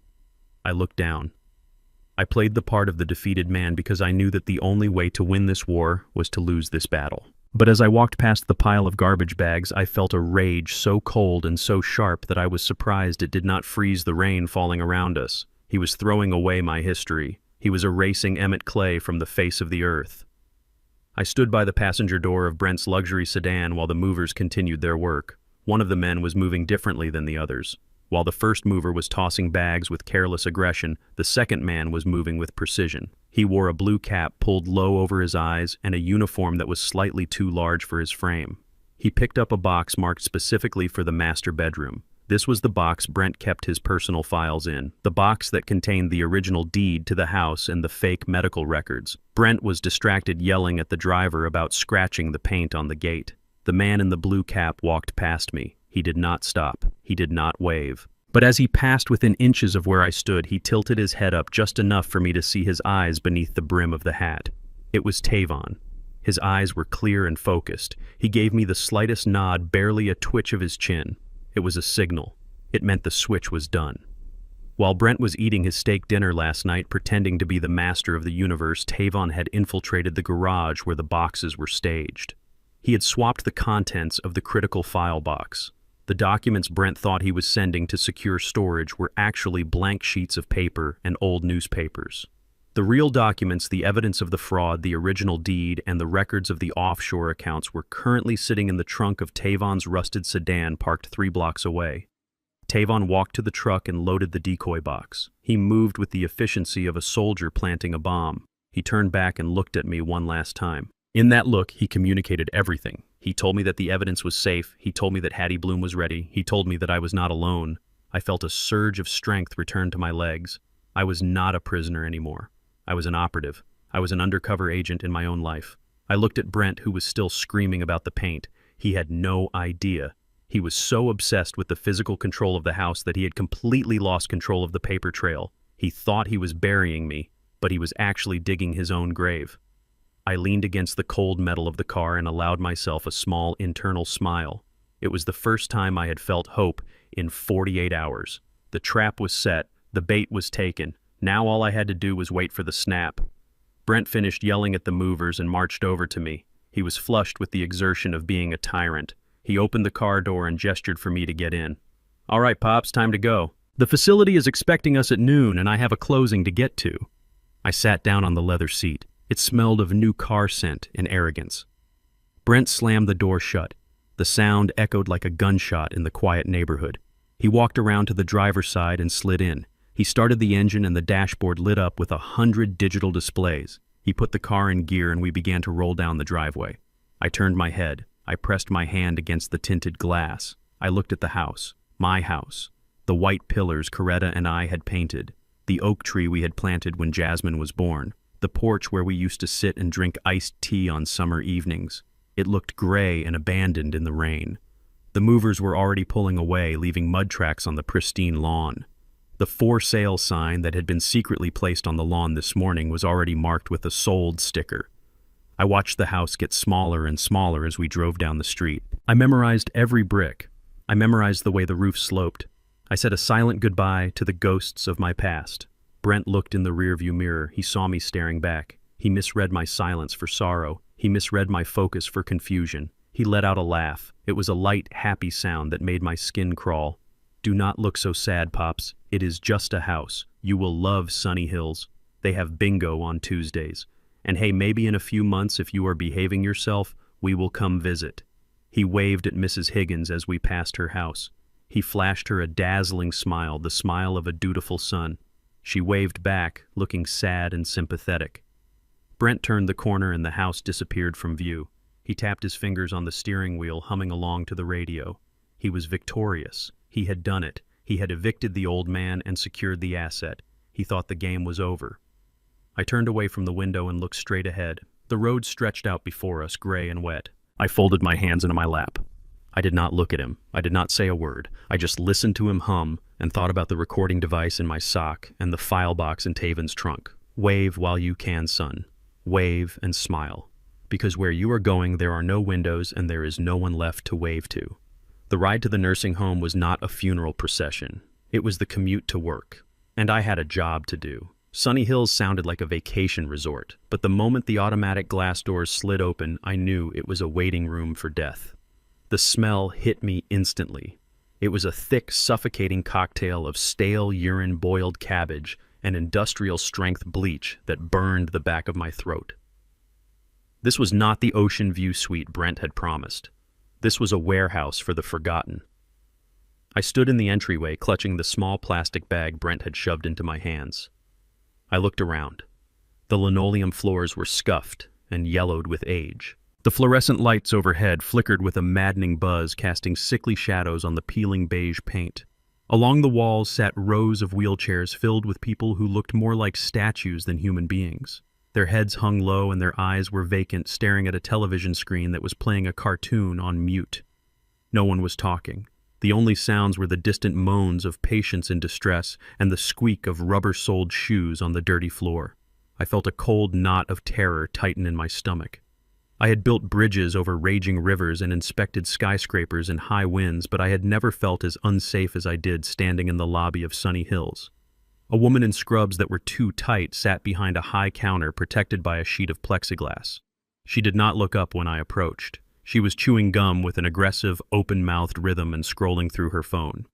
I stood there for a full minute before she finally acknowledged my existence. She slid a clipboard through the slot without making eye contact. "Fill this out," she said. Her voice was flat and bored. I told her I was Emmett Clay. I told her my son-in-law had just dropped me off. She typed something into her computer and sighed. "Oh, right.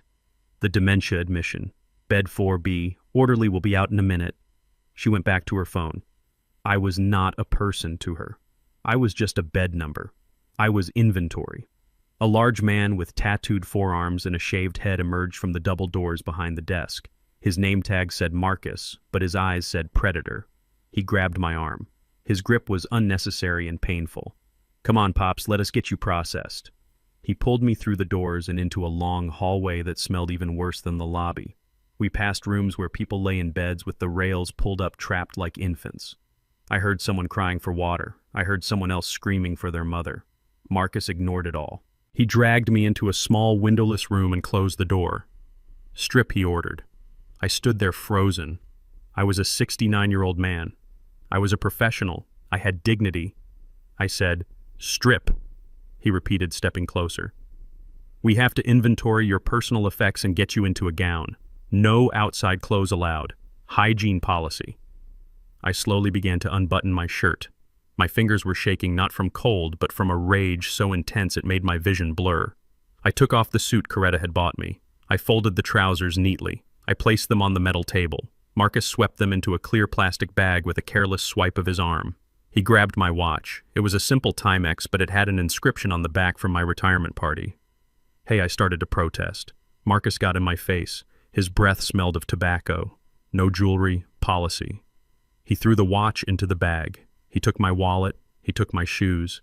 He left me standing there in my underwear, shivering in the recycled air. He handed me a hospital gown that was thin and washed out, covered in a faded pattern of blue geometric shapes. It tied in the back, leaving me exposed and vulnerable. I put it on. It felt like a shroud.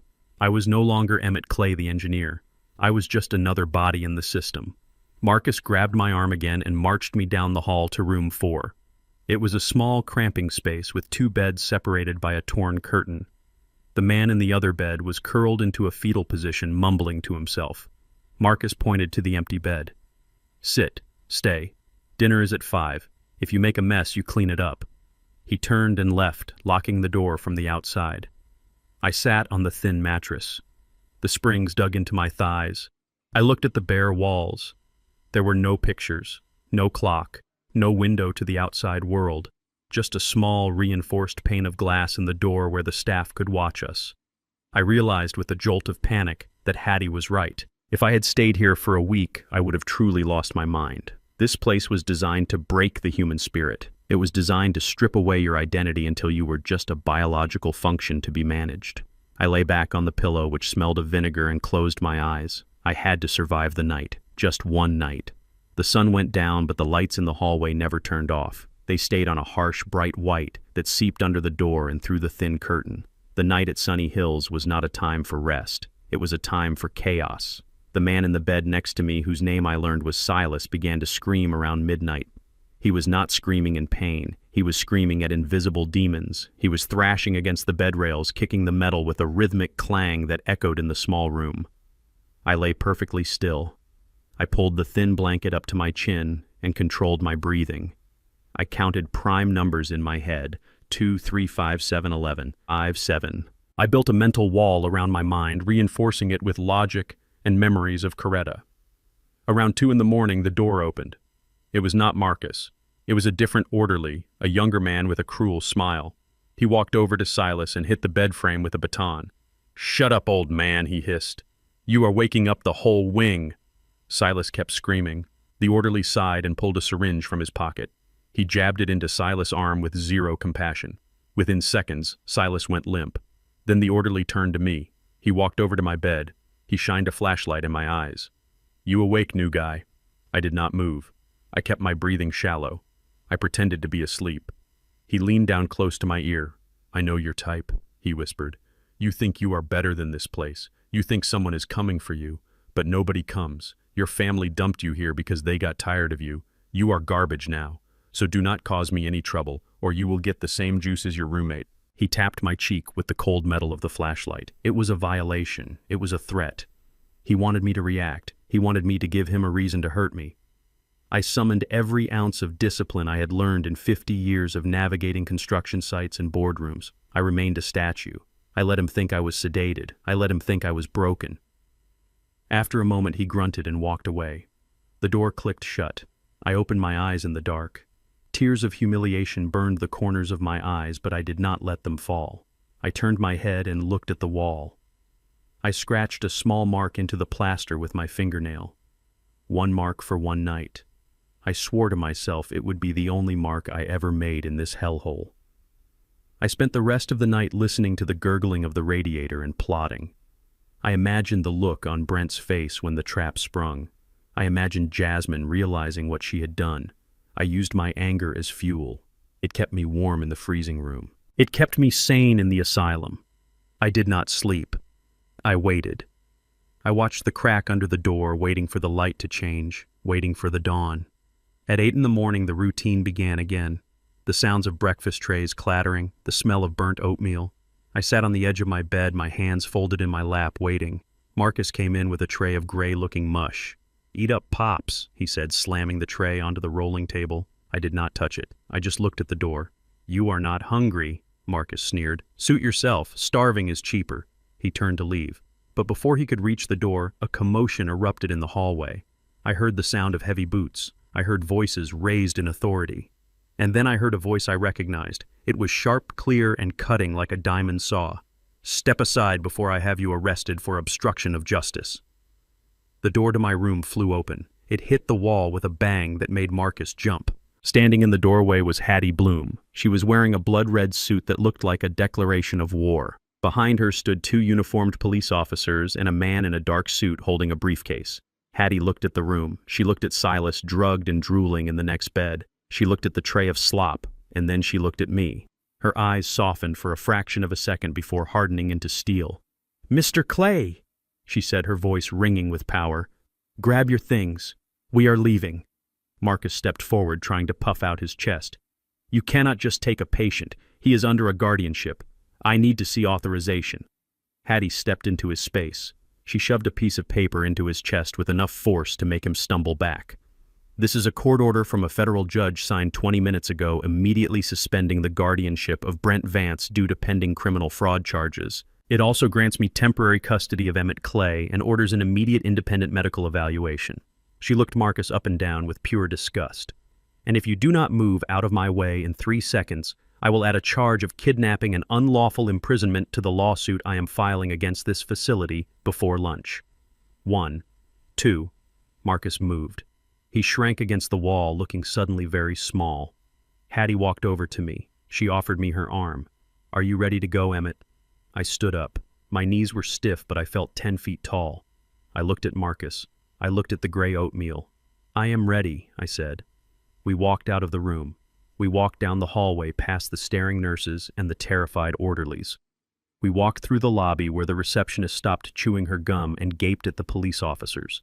We walked out the automatic doors and into the fresh morning air. The sun was shining. The rain had stopped. I took a deep breath, filling my lungs with oxygen that tasted like freedom. I looked at Hattie. "Did he sign it?" I asked. Hattie smiled a wolfish grin. "He is at the closing right now," she said, checking her watch. "He just signed the deed 5 minutes ago. The trap is sprung. Now let us go catch a rat." The atmosphere inside Le Jardin was electric with the buzzing energy of unearned wealth. Through the glass partition of the private dining room, I could see them. It was the same room where they had toasted to my demise 3 nights ago, but tonight the celebration was exponentially larger. Brent had rented out the entire mezzanine level. There were at least 40 people crowded around tables laden with silver platters of oysters and towers of chilled crab legs. I recognized the faces. These were not friends. These were investors. There were the sharks from the real estate firm men who smelled blood in the water and circled accordingly. There were the bankers who looked the other way when signatures did not quite match. And there was Jasmine. My daughter sat at the head of the table next to her husband, wearing a dress that likely cost more than my first car. She looked radiant on the surface, but from where I stood in the shadows of the vestibule, I could see the tightness around her eyes. She was drinking wine with a desperation that betrayed her guilt.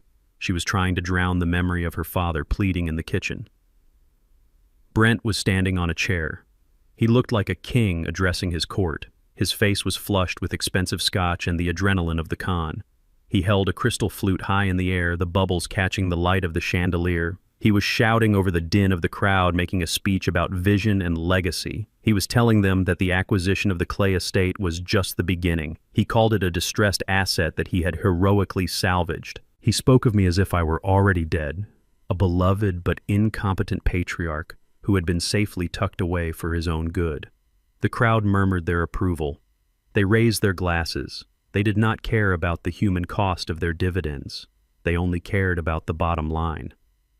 I adjusted the cuffs of the navy blue bespoke suit Hattie Bloom had brought to the hospital for me. It was sharper and more modern than anything I had worn in years. It fit me like a second skin. It felt like armor. I reached up and touched the knot of my silk tie. I took a deep breath, inhaling the scent of butter and garlic and expensive perfume. It was the smell of the life I was supposed to be living. It was the smell of the table I had been denied. I looked at the restaurant manager, the man with the thin mustache who had barred my entry before. He was standing near the coat check, holding a stack of menus. When he saw me step out of the shadows, accompanied by a uniformed police officer and a woman who radiated lethal legal authority, he dropped the menus. The heavy laminate folders clattered to the floor, but he did not bend to pick them up. His mouth opened and closed like a fish on a dock. He recognized me, but he could not reconcile the wet, shivering beggar from Tuesday with the titan standing before him now. I gave him a look that dared him to speak. He stepped back, pressing himself against the wall, making himself as small as possible. He knew that the balance of power had just shifted violently. I nodded to Hattie. She signaled to the officer. It was time. I pushed the double mahogany doors open with both hands. I did not slam them. I did not kick them. I opened them with the steady, deliberate force of a man who owns the building. The heavy wood swung wide, revealing the party in all its decadent glory. For a few seconds, the noise continued. The laughter and the clinking of silverware masked my entry. Then the people nearest the door turned. They saw me. The chatter died away in a ripple effect spreading from the entrance to the back of the room until the silence was absolute. It was a silence so profound I could hear the hum of the wine fridge in the corner. Brent was still standing on the chair, his glass raised, his mouth open mid-sentence. He was looking at the back of the room, wondering why everyone had gone quiet. He turned slowly. His eyes scanned the crowd until they landed on me. The color drained from his face so fast it looked like a physical curtain falling. His hand went slack. The crystal flute slipped from his fingers. It hit the table and shattered, spraying champagne over the white tablecloth and onto Jasmine's dress. She screamed a short, sharp sound of surprise. She jumped up, brushing at the wet fabric. Then she looked up to see what had distracted her husband. When she saw me, her legs gave out. Legs. She collapsed back into her chair, clutching the tablecloth with white knuckles. She looked like she was seeing a ghost. And in a way she was. She was seeing the ghost of the father she had betrayed returned to haunt her. I walked into the room. The sound of my leather shoes on the hardwood floor was a steady rhythmic drum beat. Click, click, click. I did not look left or right. I kept my eyes locked on Brent. I stopped 10 feet away from their table. I stood tall, my shoulders back, my chin raised. I let the silence stretch. I let them sweat in it. I let every person in that room look from the confident, powerful man standing before them to the terrified, sweat-drenched man standing on the chair.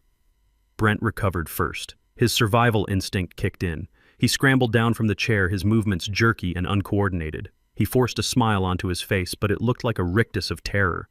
He held his hands up, palms facing me as if trying to calm a wild animal. "Pops," he shouted, his voice cracking. "Oh my God, how did you get here?" He turned to the crowd, his eyes darting wildly. "It is okay, everyone. This is my father-in-law. He has severe dementia. He must have wandered away from the facility. Please stay calm. He can be aggressive when he is confused." He looked at me with fake pity, masking real panic. "Pops, you are not safe here. You need your medication. Where is your nurse? Did you run away?" He was doubling down. He was committing to the lie in front of 50 witnesses. It was bold, it was desperate, and it was exactly what Hattie wanted. He reached for his phone. "I need security," he yelled, looking toward the entrance. "Someone call security. My father is having a psychotic break. He is a danger to the guests." I did not move. I did not shout. I simply watched him flail. 2 large men in black suits appeared from the hallway.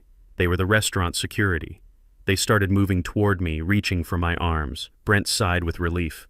He thought the cavalry had arrived. He thought he could just drag me out again and spin a story about how sad it was to see me decline.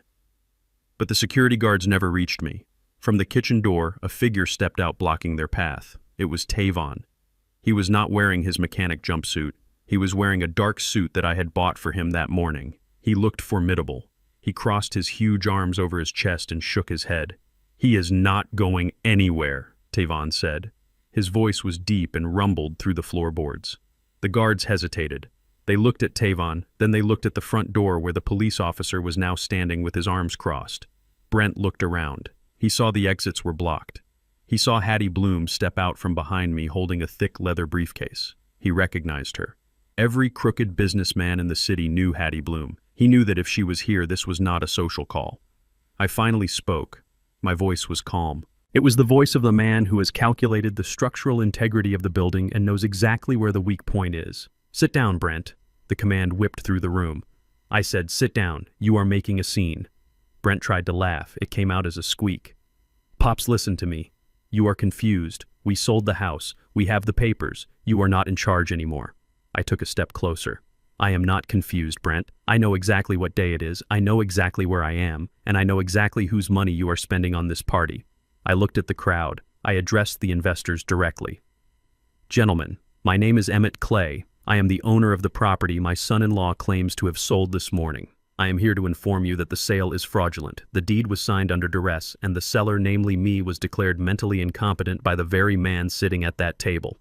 I pointed a finger at Dr. Thorne, who was trying to sneak under the table. "So if anyone here has written a check to Mr. Vance, I suggest you cancel it before the bank opens on Monday, because as of 5 minutes ago, his assets have been frozen by the federal government." The room erupted. People started shouting. Investors started grabbing their phones. Brent looked like he was going to vomit. He looked at Jasmine. She was weeping silently, her face buried in her hands. "You are lying," Brent screamed. He lunged toward me. He lost control. He wanted to hit me. He wanted to silence the truth with violence. Tavon moved faster than a striking cobra. He stepped in front of me and caught Brent by the lapels of his expensive jacket. He shoved him back into his chair with enough force to knock the wind out of him. "Sit down," Tavon growled. "The man is speaking." I looked at Brent, slouched in his chair, gasping for air. I looked at the ruin of his celebration. "You wanted a party, Brent. You wanted to be the king. Well, here I am. The king has returned." And I brought the executioner with me. I nodded to Hattie. She placed the briefcase on the table, crushing a plate of oysters. She popped the latches. The sound was loud and final. "Shall we begin?" she asked. Hattie Bloom moved with the precision of a conductor stepping onto a podium.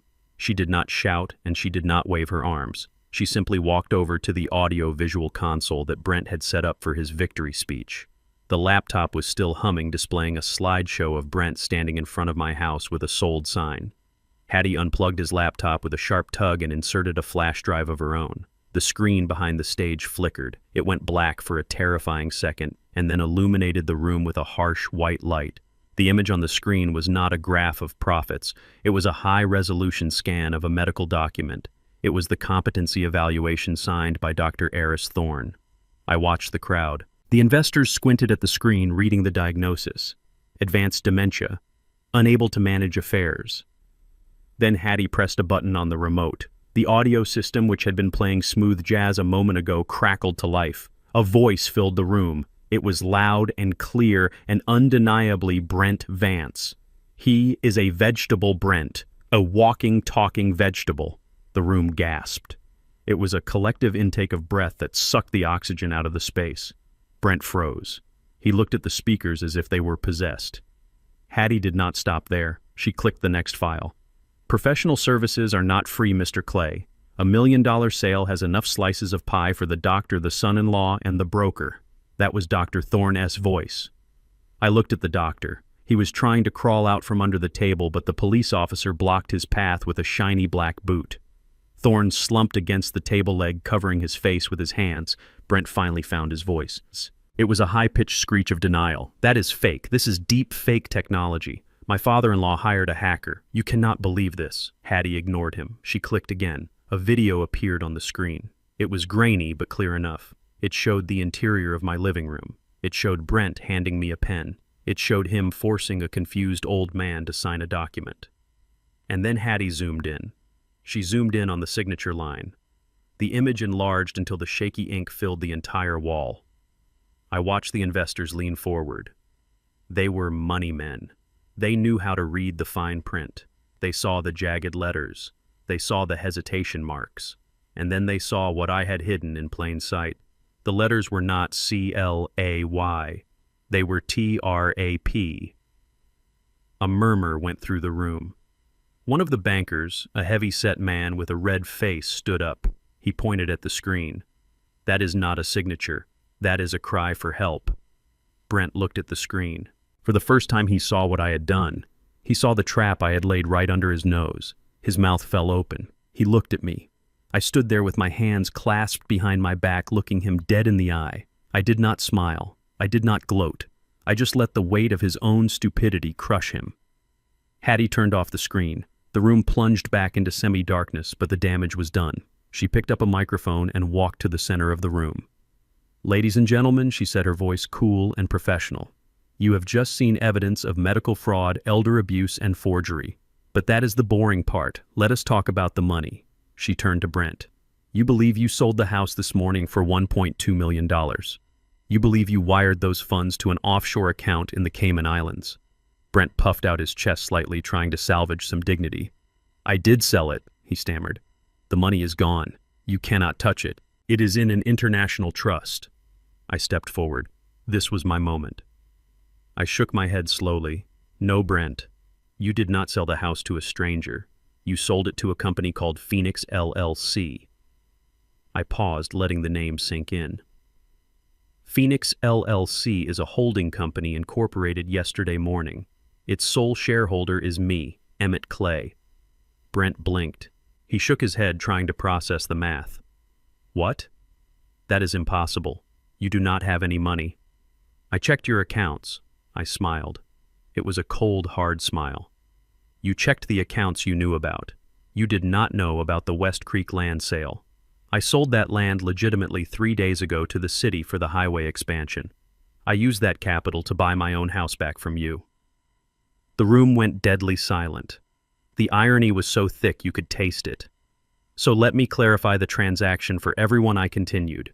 "You stole my house using a fake medical diagnosis. Then you sold my house back to me using my own money. But here's the best part. Since the FBI flagged the transaction as suspicious due to the large cash transfer from a newly formed entity, all the funds have been frozen. I pointed to the phone in his hand. "Check your account, Brent." "Go ahead. Open the app." Brent scrambled to unlock his phone. His fingers were shaking so badly he dropped it twice. He finally got it open. He tapped the banking app. He stared at the screen. His eyes bulged. He let out a sound that was half sob, half scream. "Zero. It says 0. I nodded. "Actually, it is less than 0. The IRS has also placed a lien on your personal assets for attempted money laundering, because you see selling a stolen house to yourself is a federal crime called laundering proceeds of unlawful activity." The investors began to shout. They realized their money was gone too. They realized Brent had promised them returns on a criminal enterprise. The heavy-set banker lunged at Brent. "You told us this was clean," he roared. "You told us the old man was a vegetable." Taven stepped in and held the banker back. "We did not need a riot. We needed justice." Hattie looked at the police officers. She gave a small, sharp nod. "Officers, I believe you have heard enough to establish probable cause." The two officers stepped forward. They unclipped the handcuffs from their belts. The metal clicking sound cut through the noise of the angry crowd. Brent looked at the handcuffs. He looked at Jasmine. "Jazz, do something," he pleaded. "Tell them. Tell them he is crazy." Jasmine sat frozen in her chair. She looked at the screen where the evidence of her husband's cruelty had just been broadcast. She looked at me standing tall and sane. She looked at Brent sweating and begging. She slowly picked up her napkin and dabbed her mouth. She did not look at him. She looked at the floor. "I cannot help you, Brent," she whispered. Brent snapped. The reality of his situation finally pierced his narcissism. He was not going to Cabo. He was going to prison. He let out a feral growl and shoved the table over. Plates and glasses crashed to the floor. He tried to run. He sprinted toward the kitchen door, thinking he could escape through the back alley. He made it 3 steps. One of the security guards, the same ones he had tried to order around earlier, stepped into his path. The guard did not use gentle hands. He stuck out a heavy boot and tripped Brent. Brent went down hard. He hit the floor face first, sliding across the polished wood in a tangle of limbs and spilled champagne. Before he could scramble up, the police were on him. I watched as they kneeled on his back. I watched as they pulled his arms behind him. I heard the snap of the wrist bones as they forced them together. I heard the click of the ratchet on the handcuffs tightening. It was the most beautiful sound I had ever heard. "Get off me!" Brent screamed, spitting blood onto the floor. "Do you know who I am?" The officer hauled him to his feet. "Yeah, we know who you are, pal," the officer said. "You are the guy who just assaulted a floor. You have the right to remain silent." They dragged him past me. His suit was ruined. His nose was bleeding. He looked at me with pure, unadulterated hatred. "You set me up," he hissed. "You senile old bat. You set me up." I leaned in close. I wanted him to remember this moment for the next 10 years in his cell. "I am an engineer, Brent," I said softly. "I build things that last, and I demolish things that are dangerous. You were dangerous." I watched them march him out the front door. The flashing blue lights of the squad cars illuminated the room, washing over the faces of the stunned guests. The party was over. The music had stopped. The king was dethroned. I looked at Hattie. She was packing up her briefcase. She looked tired but satisfied. I looked at Tavon. He gave me a thumbs up. I looked at the empty chair where Brent had stood. I felt a great weight lift off my chest. The house was mine. The money was safe. But more importantly, the fear was gone. I had walked into the fire and I had come out unburned. I straightened my tie and turned to face my daughter. It was time for the final piece of business. The flashing blue lights of the police cruisers faded into the distance, taking the chaos and the noise with them. The restaurant was quiet now, save for the sound of the staff sweeping up broken glass and the murmur of Hattie Bloom speaking to the lead detective in the corner. I stood in the center of the room, feeling a strange hollowness in my chest. The adrenaline that had fueled me for the last 3 days was beginning to ebb, leaving behind a dull ache in my joints and a sharp clarity in my mind. I turned slowly to face the last piece of debris from the wreckage of my life. Jasmine was sitting on the floor near the overturned table. Her expensive designer dress was stained with champagne and dirt. Her makeup was smeared, creating dark hollows around her eyes that made her look like a skull. She was trembling, not with the cold, but with the terrifying realization that her shield was gone. Brent was the villain, but Brent was also her protector and her meal ticket. Now he was in handcuffs, and she was alone in a room with the father she had tried to destroy. She looked up and saw me watching her. For a moment I saw calculation in her eyes. I saw her mind working, trying to find the angle, trying to find the script that would save her. She pushed herself up from the floor. She wobbled slightly on her high heels, then took a step toward me. Her hands came up in a pleading gesture, palms open, defenseless. "Daddy," she whispered. The word hung in the air like a poisonous vapor. It was the word she used when she wanted a new car. It was the word she used when she wanted me to pay for her wedding. It was a word that used to open my heart, but now it just sounded like a rusty key turning in a broken lock. She rushed forward, closing the distance between us. She reached out to grab my hands, but I stepped back. It was a small movement, just 6 inches, but it might as well have been 6 miles. Her hands grasped at empty air. She froze. A fresh wave of tears spilled over her cheeks. "Daddy, please, you have to listen to me," she sobbed. Her voice rose in pitch, becoming hysterical. "I did not know. I swear to you, I did not know how bad it was. Brent lied to me. He told me everything was legal. He told me you were sick. He made me believe it." She took a breath, gasping for air. She looked around the room as if searching for witnesses to her victimhood. "He forced me, Daddy. You know how he gets. He has a temper. I was scared of him. He threatened to leave me. He threatened to take everything. I was trapped. I just wanted to protect you. I thought if you were in the facility, you would be safe from him. I did it for you." She fell to her knees. It was a dramatic gesture, a performance worthy of an award. She clutched the hem of my trousers, burying her face in the fabric. "I am a victim too," she wailed. "He used me. He stole my inheritance too. Look at me. I have nothing. Please, Daddy, tell them to let me go. Tell them I am innocent. We can go home now. Just you and me. I will take care of you. I promise. I will make it up to you." I looked down at the top of her head. I saw the dark roots showing through her blonde dye job. I smelled the expensive perfume mixing with the scent of fear and stale wine. I listened to her sobbing, and I tried to find a spark of sympathy in my heart. I tried to remember the little girl in pigtails who used to sit on my lap while I drew blueprints. I tried to remember the teenager who baked me a cake for my 50th birthday. But those memories felt like they belonged to another man. The man standing here was the man who had slept in a coat closet to avoid being detected. The man who had been stripped and humiliated in a nursing home. She kept talking, babbling excuses. She blamed Brent for the forgery. She blamed Dr. Thorne for the diagnosis. She blamed the economy. She blamed the stress. She blamed everything and everyone except herself. She was rewriting history in real time, trying to paint herself as the naive daughter caught in the web of a bad man. But I had the recording in my pocket. I had the memory of her voice in the kitchen the night before. I knew the truth. I reached down and took her wrists. Her skin was clammy. I pulled her hands away from my legs. I did not pull her up. I simply detached her from me. "Stop," I said. My voice was not loud, but it cut through her, wailing like a blade. She stopped crying instantly. She looked up at me, sniffing, expecting to see forgiveness. She expected to see the soft old man she had manipulated for years. "Get up, Jasmine." She scrambled to her feet, wiping her face with the back of her hand. She offered me a tentative, hopeful smile. "You believe me, right, Daddy? You know I would never hurt you." I looked her in the eye. The silence stretched out long and uncomfortable. I let her hope build for a second, just so she could feel the weight of it before I crushed it. "I believe you are scared," I said, my tone flat and clinical. "I believe you are sorry that you got caught. But I do not believe you are innocent, and I certainly do not believe you are a victim."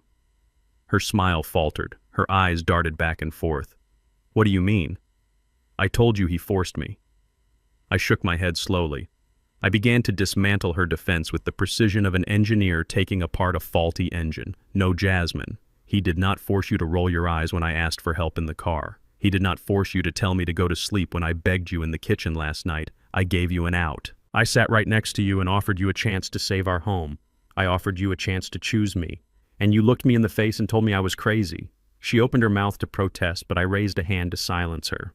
"You did not do that because you were scared of Brent. You did that because you wanted the money. You wanted the lifestyle. You wanted the trips to Cabo and the new cars and the freedom from having to care for an aging father. You looked at me and you saw a burden. You looked at that nursing home and you saw a dumpster where you could throw away your responsibilities." I took a step closer to her. She shrank back, hitting the edge of the table. "You say you were trapped, but you had the keys to the car. You had a phone. You had my money in your account for years. You were not a prisoner, Jasmine. You were an accomplice. You held the flashlight while he dug my grave." Jasmine flinched as if I had slapped her. The reality of my words hit her hard. She realized that the confused old man act was over. She was speaking to Emmett Clay, and he saw everything. "But I am your daughter," she whispered, her voice cracking. "You cannot just leave me. I have nowhere to go. The accounts are frozen. The house is sold. I have no money. I have no job." I reached into the inside pocket of my jacket. I pulled out a white envelope. I had prepared it with Hattie earlier that afternoon. It was thin. "I am not leaving you," I said, handing her the envelope. "I am setting you free." She grabbed the envelope, tearing it open with frantic fingers. She pulled out the contents. It was a single one-way bus ticket to Phoenix, Arizona, and $500 in cash. She stared at the cash. She looked up at me in horror. $500. Daddy, this will not last a week. What am I supposed to do in Phoenix? I looked at her with a cold detachment that surprised even me. "You are 35 years old, Jasmine. You have a college degree that I paid for. You have 2 hands and 2 feet. You are going to do what I did when I was your age. You are going to work." I gestured to the door. "That ticket leaves in 3 hours. I suggest you be on it.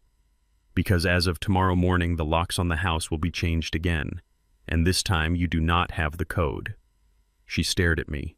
Her mouth worked, trying to form words, trying to find the leverage she had always used. "But the house," she stammered. "Mom wanted me to have the house."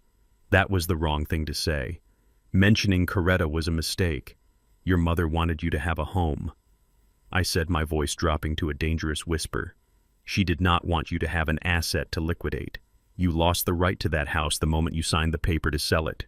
You sold your birthright for a glass of champagne, Jasmine. Do not ask for a refund now." I turned away from her. I signaled to Tavon, who was waiting by the door. "Please escort Ms. Clay to the bus station," I said. "Make sure she gets on the bus."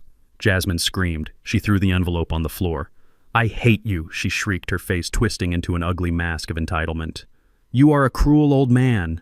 You are going to die alone in that big empty house, and I will not be there to bury you." I stopped. I did not turn around. I spoke to the empty room. I would rather die alone with my dignity than live with a snake in my bed. I heard Tavon step forward. I heard Jasmine struggling. I heard her cursing me as he firmly guided her out the door. I did not look back. I listened until her voice faded into the night. When the door closed, the silence returned. But this time it was not empty. It was clean. It was the silence of a structure that has been purged of rot. I walked over and picked up the envelope she had thrown. I put the cash back in my pocket. I left the ticket on the table. She would come back for it. She had no choice. Survival is a powerful motivator. Hattie walked over and placed a hand on my arm. She did not say anything. She did not offer platitudes. She just squeezed my arm, a gesture of respect from one warrior to another. "Is it done?" she asked. I looked at the table where the champagne had spilled. I looked at the broken glass. "It is done," I said. "The bridge is burned. Now we can build a new one." I straightened my jacket. I walked out of the restaurant and into the cool night air. I was 69 years old. I had no wife. I had no daughter. But as I looked up at the stars clearing through the storm clouds, I realized something. I was free. And for the first time in a long time, I was looking forward to tomorrow.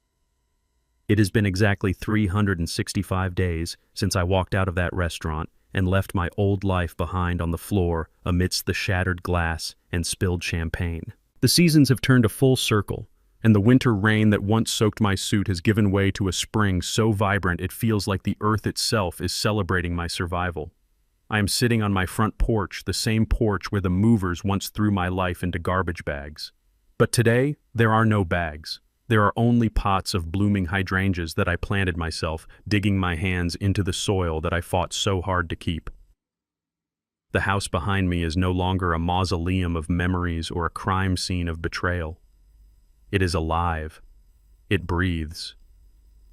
The silence that used to suffocate me has been replaced by the sounds of living. The smell of stale anxiety and deception is gone, replaced by the aroma of brewing coffee and the sweet scent of lemon polish. I live here alone in the technical sense, but I am far from solitary. My days are filled with purpose. I have returned to consulting work not because I need the money, but because I have a mind that refuses to rust. I help design community centers and libraries, places that build people up rather than tearing them down. I have also become something of a local legend in the legal community. Hattie Bloom and I have formed a foundation dedicated to helping seniors protect their assets from predatory relatives. We call it the Coretta Initiative. Every week I sit across from men and women who look just as scared as I was that night in the rain, and I tell them my story. I watch the hope return to their eyes. I watch them straighten their spines. I give them the blueprint to rebuild their dignity. As for the ghosts of my past, they are fading. I received a letter from the state penitentiary last week. The return address said Brent Vance. I did not open it. I did not feel curiosity or anger. I simply walked to the kitchen trash can and dropped it in among the coffee grounds and eggshells. He belongs to the refuse of my life, and I do not recycle toxic waste. Jasmine is still in Phoenix. I hear she is working as a waitress in a diner. I hope she is learning the value of $1 earned by sweat rather than theft. I do not hate her anymore.